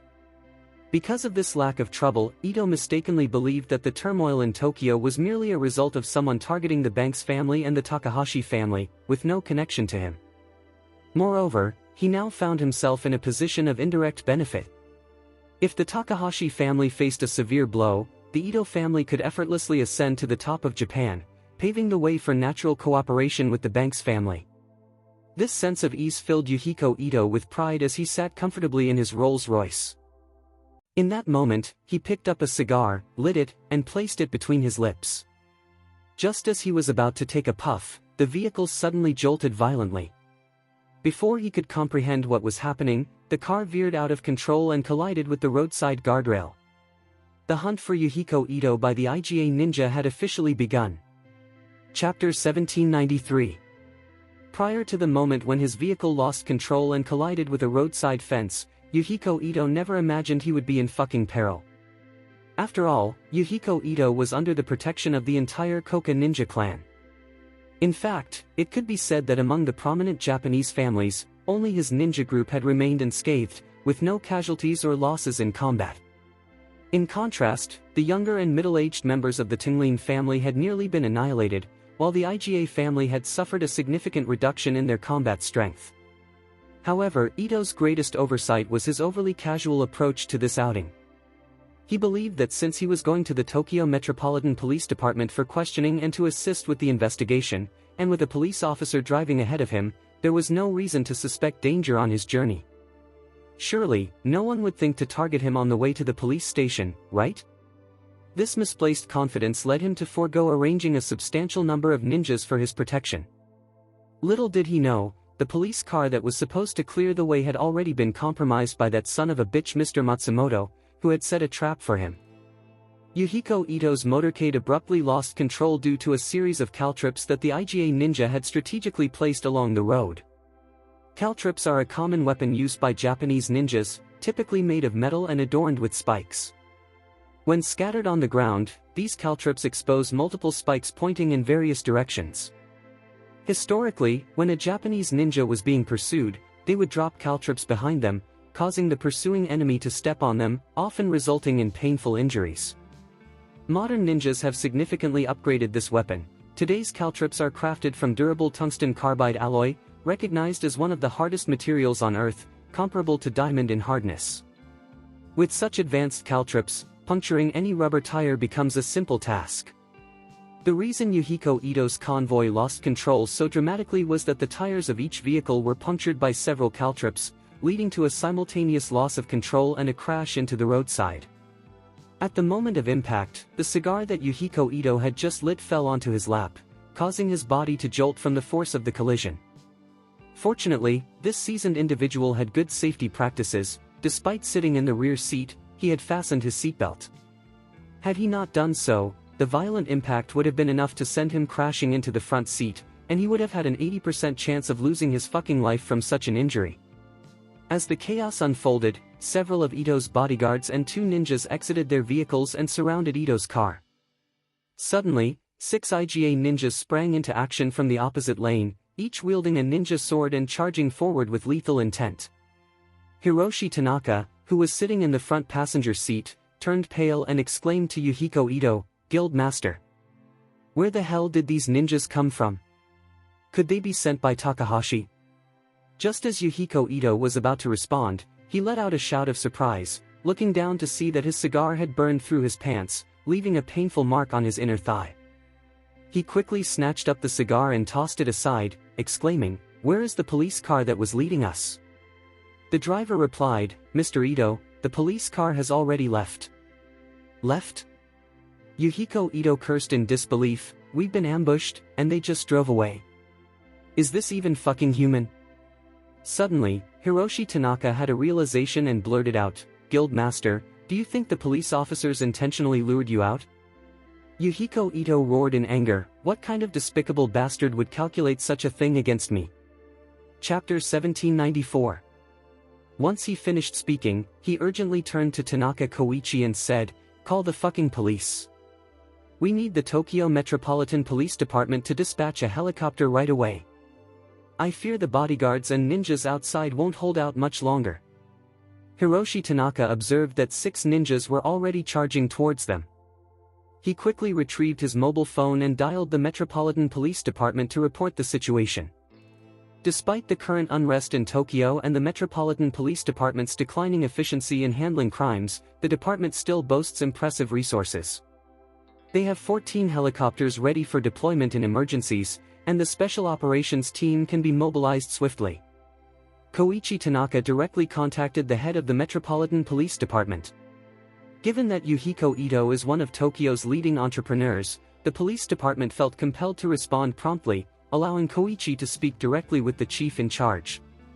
At that moment, the director of the Tokyo Warning Service had just learned about the assassination of Takahashi at his residence and was teetering on the edge of fucking panic. Fitz and Zara remained unaccounted for. The 4 members of the Tunglin family had failed to identify the murderer. Takahashi Maki's son, Takahashi Ai, had tragically been burned alive in his car, with no leads on the killer. Consequently, Maki Takahashi was quickly losing her composure. This sequence of violent crimes had cast a dark shadow of fear and chaos over Tokyo. Now, when Tanaka Hiroichi suddenly informed him that Yuhiko Ito had also been ambushed and was in peril, the director felt a surge of blood rush to his head. Overwhelmed, he collapsed in his office. Several subordinates rushed to his aid. Though he felt weak, anger fueled his words, "Hurry. Dispatch helicopters and the special operations team to Yatsuya Viaduct to rescue Yuhiko Ito. We cannot afford to lose anyone else in Tokyo today." In theory, a fully equipped modern special operations team should have no trouble matching the capabilities of special forces in terms of gear or combat effectiveness. However, when it comes to facing a ninja, the special police might struggle against their elusive techniques and concealed weapons. Yet, when dozens of officers coordinate their firepower and work together, the ninja's advantages can be quickly neutralized. Nevertheless, the pressing issue remains: help is too goddamn far away. It would take at least 5 minutes for the special operations team to assemble, a few more minutes to board the helicopter, and several minutes for the aircraft to take off and reach the scene. Altogether, they would need at least 10 minutes. But how could Yuhiko Ito's men survive more than 10 minutes? The 2 sides had engaged in fierce combat outside the vehicle, and Yuhiko Ito's bodyguards were swiftly overwhelmed.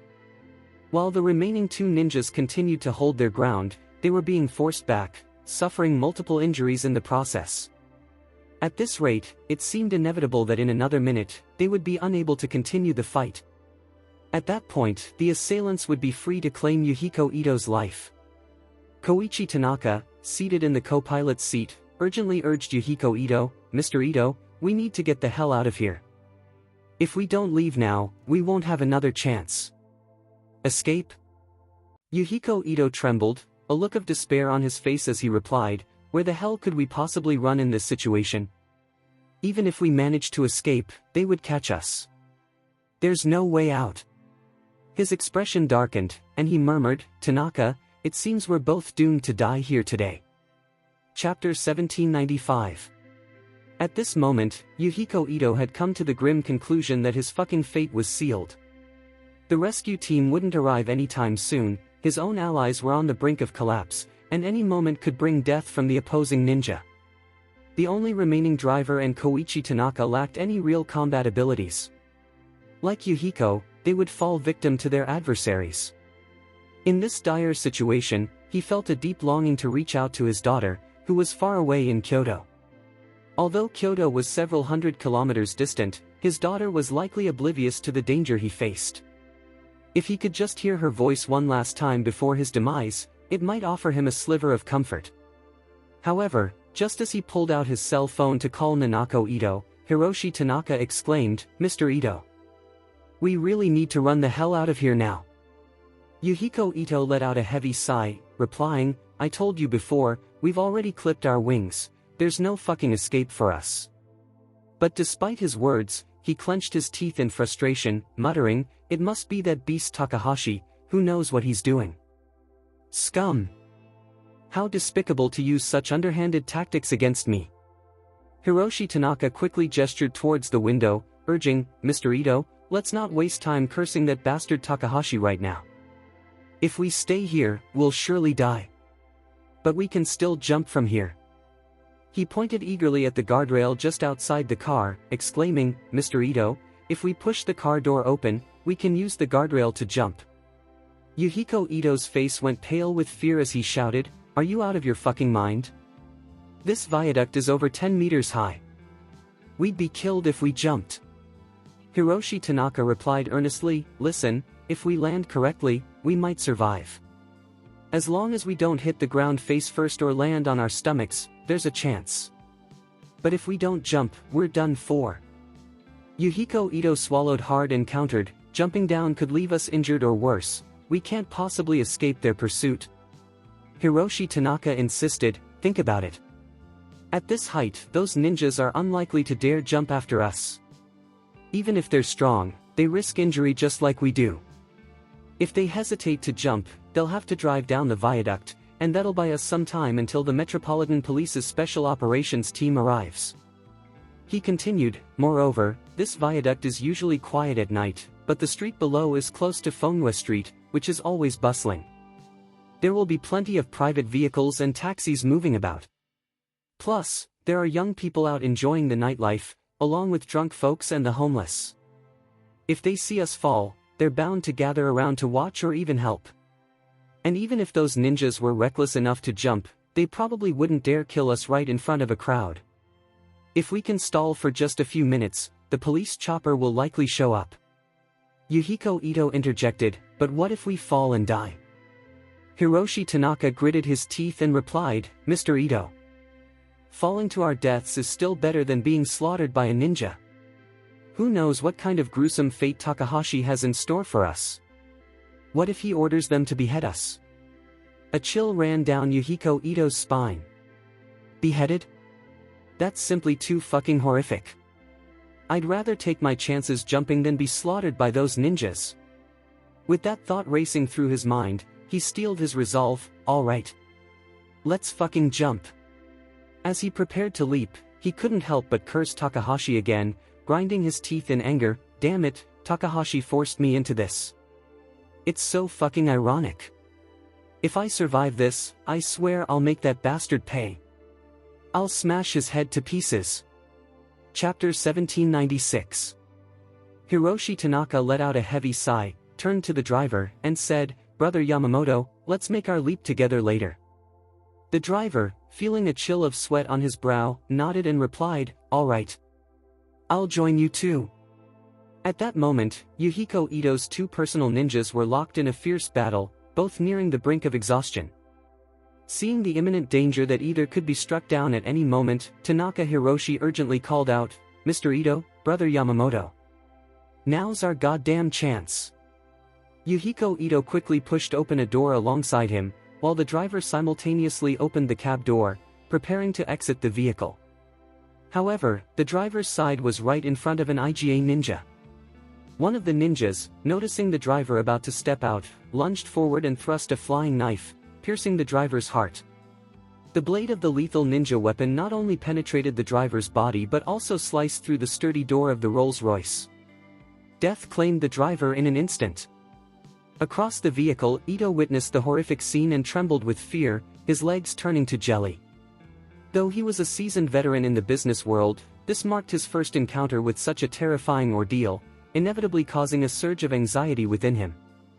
As he aged, his courage seemed to wane, leaving Yuhiko Ito squatting on the ground in terror, unable to muster the strength to scale the 1-meter-high guardrail. At that moment, the ninja who had just slain the driver noticed that both Yuhiko Ito and Tanaka Hiroshi were making their escape from the car, seemingly ready to leap off the bridge. He shouted, "Hurry! Yuhiko Ito is trying to flee." With that, he unsheathed his ninja sword and leaped onto the roof of the car, intent on pursuing Yuhiko Ito. Seeing Ito's attempt to escape, the other ninjas went into a frenzy, targeting Yuhiko Ito's remaining two ninjas before converging on them. The chaos only worsened Ito's fear, making his legs grow weaker, leaving him unable to rise. In that critical moment, Koichi Tanaka, who was poised to vault over the guardrail, desperately shoved Yuhiko Ito forward, yelling, "Mr. Ito. You must push yourself up. We need to jump down, or we're done for." In an instant, Yuhiko Ito felt a surge of strength, realizing that this was truly a life-or-death situation. With renewed determination, he pulled himself up with both hands, bolstered by Tanaka Hiroshi's urgent encouragement, and together they swiftly vaulted over the guardrail of the viaduct. As he nearly lost his balance during the leap, Ito cast a grateful yet pained glance back at Koichi Tanaka and shouted, "Koichi! You mustn't give up." Tanaka nodded, applying even more force to his push, sending Yuhiko Ito soaring downwards. Without hesitation, he then scrambled up the guardrail at breakneck speed, narrowly avoiding the thrusts of several ninja blades, before jumping off the bridge after Yuhiko Ito. One after another, the pair leaped off the highway bridge, which stood over 10 meters high. At that moment, Ito wished fervently for a truck loaded with soft goods to appear below him. Unfortunately, all that awaited them was the unforgiving hard-fucking pavement beneath. Chapter 1797. Before the fall, Yuhiko Ito couldn't shake off the words of Tanaka echoing in his mind. As long as you don't land face down, face first, or belly down, you still have a fucking chance to survive. With that thought driving him, he fought to position his body mid-air, landing heavily with his legs extended straight towards the ground. With a resounding thud, Yuhiko Ito felt an intense, sharp pain shoot through both of his legs. Ignoring the agony, he rolled several times on the ground, trying to dissipate the force from his fall off the viaduct. Shortly after, Koichi Tanaka crashed down to the ground. Like Yuhiko, he landed on his legs and rolled over for several moments. Despite the excruciating pain in their legs, both men were alive thanks to their proper landing techniques. However, when Ito glanced at his legs, he was horrified to see that his knees, calves, ankles, and the soles of his feet were beyond recognition. Koichi Tanaka's condition was equally dire. His legs were bloodied and mangled, with broken bones protruding from the flesh, blood pooling everywhere. It was a fucking gruesome sight. Passers-by were taken aback by the scene, with some women shrieking in terror. In no time, a group of concerned onlookers gathered around them. One person stepped forward and asked, "Gentlemen, how are you feeling? Do you need me to call an ambulance?" Yuhiko Ito, in anguish, pleaded, "Please call the police. Someone is chasing us on the bridge." The crowd quickly looked up at the bridge. There, on the guardrail of the 10-meter viaduct, 6 ninjas stood in a line, staring down with bewildered expressions. One of the ninjas asked, "Bewildered? boss, what the hell is going on here? The boss, shocked that their target had escaped, exclaimed angrily, Old 5th and 6th, they can't move now. You two jump down and finish them off. Hearing this, the two ninjas recoiled in fear. One of them replied hesitantly, Boss, if it were 7 or 8 meters high, I wouldn't need a second invitation. But 15 meters? If I jumped, I'd end up worse than them. Exactly, another chimed in, looking distressed. The landing techniques they used were very effective. If we're not careful, we could end up dead ourselves. The boss's expression soured as he realized he couldn't force his subordinates to jump. Doing so would undermine his leadership. With a clenched jaw, he commanded, Get in the car. We need to deal with the ambulance and police before they arrive. Everyone scrambled to return to their vehicles. Just then, the sound of helicopter blades filled the air. Looking up, they were met with a shocking sight. 4 police helicopters were rapidly approaching from different directions. One of the ninjas gasped, Oh no! It's the fucking Special Operations Team. Tokyo's Special Operations Team is the elite unit of the Tokyo Metropolitan Police Department, renowned for their anti-terrorism missions and exceptional combat abilities. Equipped with American-style gear and heavy firepower, they rendered ninjas as vulnerable as primitive people. Moreover, they were arriving via helicopter. If these helicopters hovered overhead, armed with machine guns, even the fiercest ninja would be reduced to a mere target. The IGA ninja boss was thrown into a panic, shouting, Damn it! Let's get the hell out of here. Following his lead, the remaining 5 ninjas quickly piled into their vehicles, fleeing the scene in 2 cars. Meanwhile, the Special Operations Team sprang into action. 2 of the helicopters hovered nearby, allowing team members to fast rope down to the ground in a bid to protect Yuhiko Ito. Chapter 1798. 2 helicopters swiftly caught up with the vehicles carrying the IGA ninja. Trapped on a viaduct with no place to hide, the IGA ninja was frantically driving away, desperately trying to escape as the helicopter loomed above. Just as he attempted to flee with all his might, the special forces aboard the helicopter fired armor-piercing rounds directly at the front hoods of the 2 vehicles. These projectiles possess incredible penetration power, easily piercing through even military-grade armor, let alone the engine of a civilian car. With just a few hits, the engine was immediately incapacitated. As the engine failed, the vehicle lost power, its speed diminishing until it ultimately came to a standstill. The 6 ninjas inside the car were terrified. As they prepared to escape by pushing open the doors, they instinctively covered their heads and began to scurry away. But they soon noticed the helicopter hovering just 2 or 3 meters above the bridge deck, and a large contingent of special forces descending rapidly, their weapons trained on the ninjas' heads. With 20 special forces members present, the 6 ninjas had no choice but to surrender, feeling utterly powerless to resist. Meanwhile, Yuhiko Ito and Tanaka Koichi were being rushed to the hospital in an ambulance, speeding away for urgent medical attention. At that moment, Matsumoto was at home, immersed in a strategic mindset. His gambling mentality weighed heavily on him, and he found himself deeply engrossed in the game. Yet, the stakes were alarmingly high, causing a mix of excitement and anxiety as he worried about potential mishaps during the transaction. With Takahashi Maki now out of the picture and Yuhiko Ito soon to follow, he would soon rise to the top. Nervously clutching a glass of whiskey, he contemplated the passing time, guessing that Yuhiko Ito was on the verge of death. He quickly grabbed his mobile phone to call the IGA ninja tasked with the assassination. However, he was met with an unsettling communication blackout. What had been a successful call just 10 minutes ago was now impossible. It mirrored the situation with IGA Kaminen, who was watching over the bank's siblings in Kyoto. If he vanished, he left no trace behind. Just as Matsumoto felt lost, his assistant approached him, clearly anxious, and said, Guild Master, there's been an incident with the IGA ninja. What kind of incident? Matsumoto demanded. All 6 IGA ninjas have been captured. Yuhiko Ito and Tanaka Koichi fell from the viaduct and have been taken to the hospital. It's rumored that their lives aren't in danger. What? Matsumoto gritted his teeth and cursed, letting Ito Yuhiko escape. The IGA clan ninjas are utterly useless. The assistant nodded solemnly, confirming, "It does appear that way." Furious, Ryota Matsumoto hurled the whiskey glass in his hand to the floor, where it shattered loudly against the marble tiles. At that moment, a cold voice echoed from the living room, "Mr. Matsumoto certainly has quite the fucking temper." Both Ryota Matsumoto and his assistant jumped at the unexpected voice. They turned to see a woman in her 20s stepping into the room. Surprised, Matsumoto blurted out, "Who the hell are you? How did you get in here?" The woman smirked and replied, "I simply walked the fuck in." Taking a step back, Matsumoto asked nervously, "What the hell do you want?" The woman eyed Mrs. Matsumoto with interest before coldly stating, "You've captured my young master and young lady of the bank's family, and assassinated more than 10 members of my family. What do you think I want? Naturally, it's your fucking life."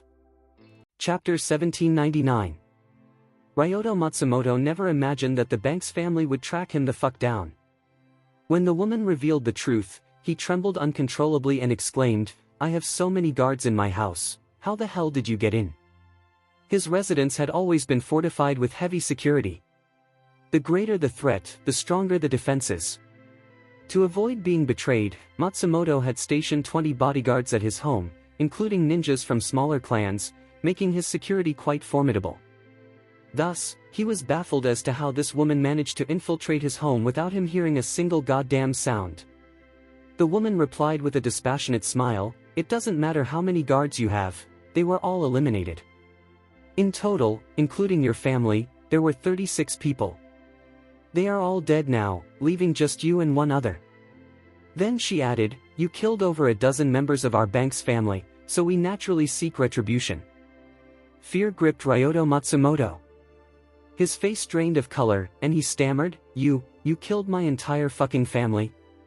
"Yes," the woman affirmed with a nod. "But you can be assured that our bank's family is quite civilized. Your parents, wife, children, brother, and sister-in-law were poisoned and died without any bloodshed." Matsumoto's legs buckled, and he took 2 instinctive steps back, collapsing onto the sofa. His muscles tensed violently as he gritted his teeth and demanded, as the saying goes, "It's wrong to harm the family of another. If you have a grudge, why not just come after me? Why target my family?" The woman smiled and countered, "What's this? Mr. Matsumoto is suddenly talking about justice? When you took the lives of more than a dozen people from my bank's family and plotted to murder my young master and the bank's family's young lady, where was your fucking sense of justice? You should have considered the consequences of your actions." Matsumoto, filled with rage, shouted, "You're monsters. Demons. No matter how flawed I may be, I have never harmed a child. My son is just 10 years old, and my daughter is merely 8. The woman's smile turned cold as she replied, "And what of it? If you dare to scheme against the bank's family, you must be ready to pay the ultimate price. You can only blame yourself for being so cruel and leaving no room for mercy. You reap what you fucking sow." At that moment, Matsumoto's heart sank completely. He understood that in this high-stakes game, one must be prepared to lose everything. Having lost, he knew he had to face the consequences. With a heavy sigh, Matsumoto resigned himself, saying, "If that's the case, I accept my fate, just kill me too." The woman nodded coldly, "You are certainly destined to die, but we don't want you to meet your end so easily. Before you die, I want you to see your family one last time." With that, she clapped her hands and commanded, "Bring in the fucking bodies." No sooner had she spoken than dozens of masters from the bank's family entered, carrying lifeless bodies and laying them down neatly in front of Mr. Matsumoto. Upon witnessing this scene, Ryota Matsumoto was utterly devastated. He never anticipated that his life would come to this. Deep down, he recognized that his death was inevitable today. Yet, a flicker of hope remained in him, the hope of his eldest son, taken away during his divorce from his first wife. 15 years ago, Matsumoto had married for the first time, and their eldest son was born 3 years later. At that time, the Matsumoto family was in a dire state until he met his current wife. His current wife hailed from a middle-class family in Tokyo. To leverage her family's influence, Ryota Matsumoto cast aside his first wife and married her instead. Chapter 1800. Due to the current wife's disapproval of Matsumoto's eldest son, Matsumoto made the difficult decision to expel him from the family after marrying, allowing him to live with his ex-wife. Years went by, and Matsumoto's second wife brought him joy with the birth of twins. As time passed, he found himself rarely thinking about his ex-wife or eldest son. However, tonight, Ryoto Matsumoto began to reminisce about his past relationships, and for the first time in a long while, he felt a flicker of comfort in his heart. At least he found solace in knowing that after his death, the Matsumoto family legacy would endure, as his eldest son would continue the lineage. For Matsumoto Ryoto, nothing could bring him more comfort than this realization. The young woman from the Banks family seemed to sense his inner turmoil. With a playful smile, she addressed Matsumoto, saying, "Mr. Matsumoto, I've heard that you have a son."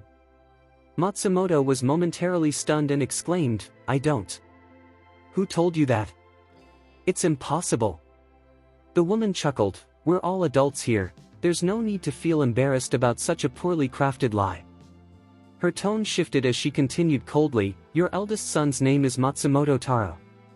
After you kicked him out, he took on your ex-wife's surname, Kurosawa, and now goes by Kurosawa Shota. He's 12 years old and lives in Yamanashi Prefecture, not far from Tokyo. Am I correct?"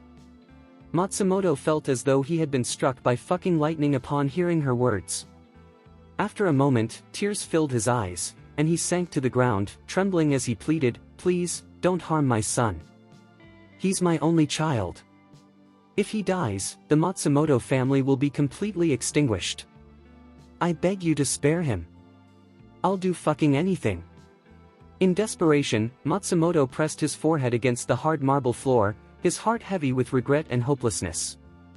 Knowing his family lay lifeless nearby, he realized he had no means to save them, and his only wish was to ensure his eldest son's survival. As he bowed, he poured all his sincerity into each gesture, hoping to sway the icy woman before him. After knocking his head 3 times, his forehead was already covered in blood. Yet, he didn't stop, he continued to bow until his forehead was a bloody mess, nearly losing consciousness from the pain. With gritted teeth, Ryoto Matsumoto struggled to remain upright, choking out, "Please. I implore you. Please grant my one request."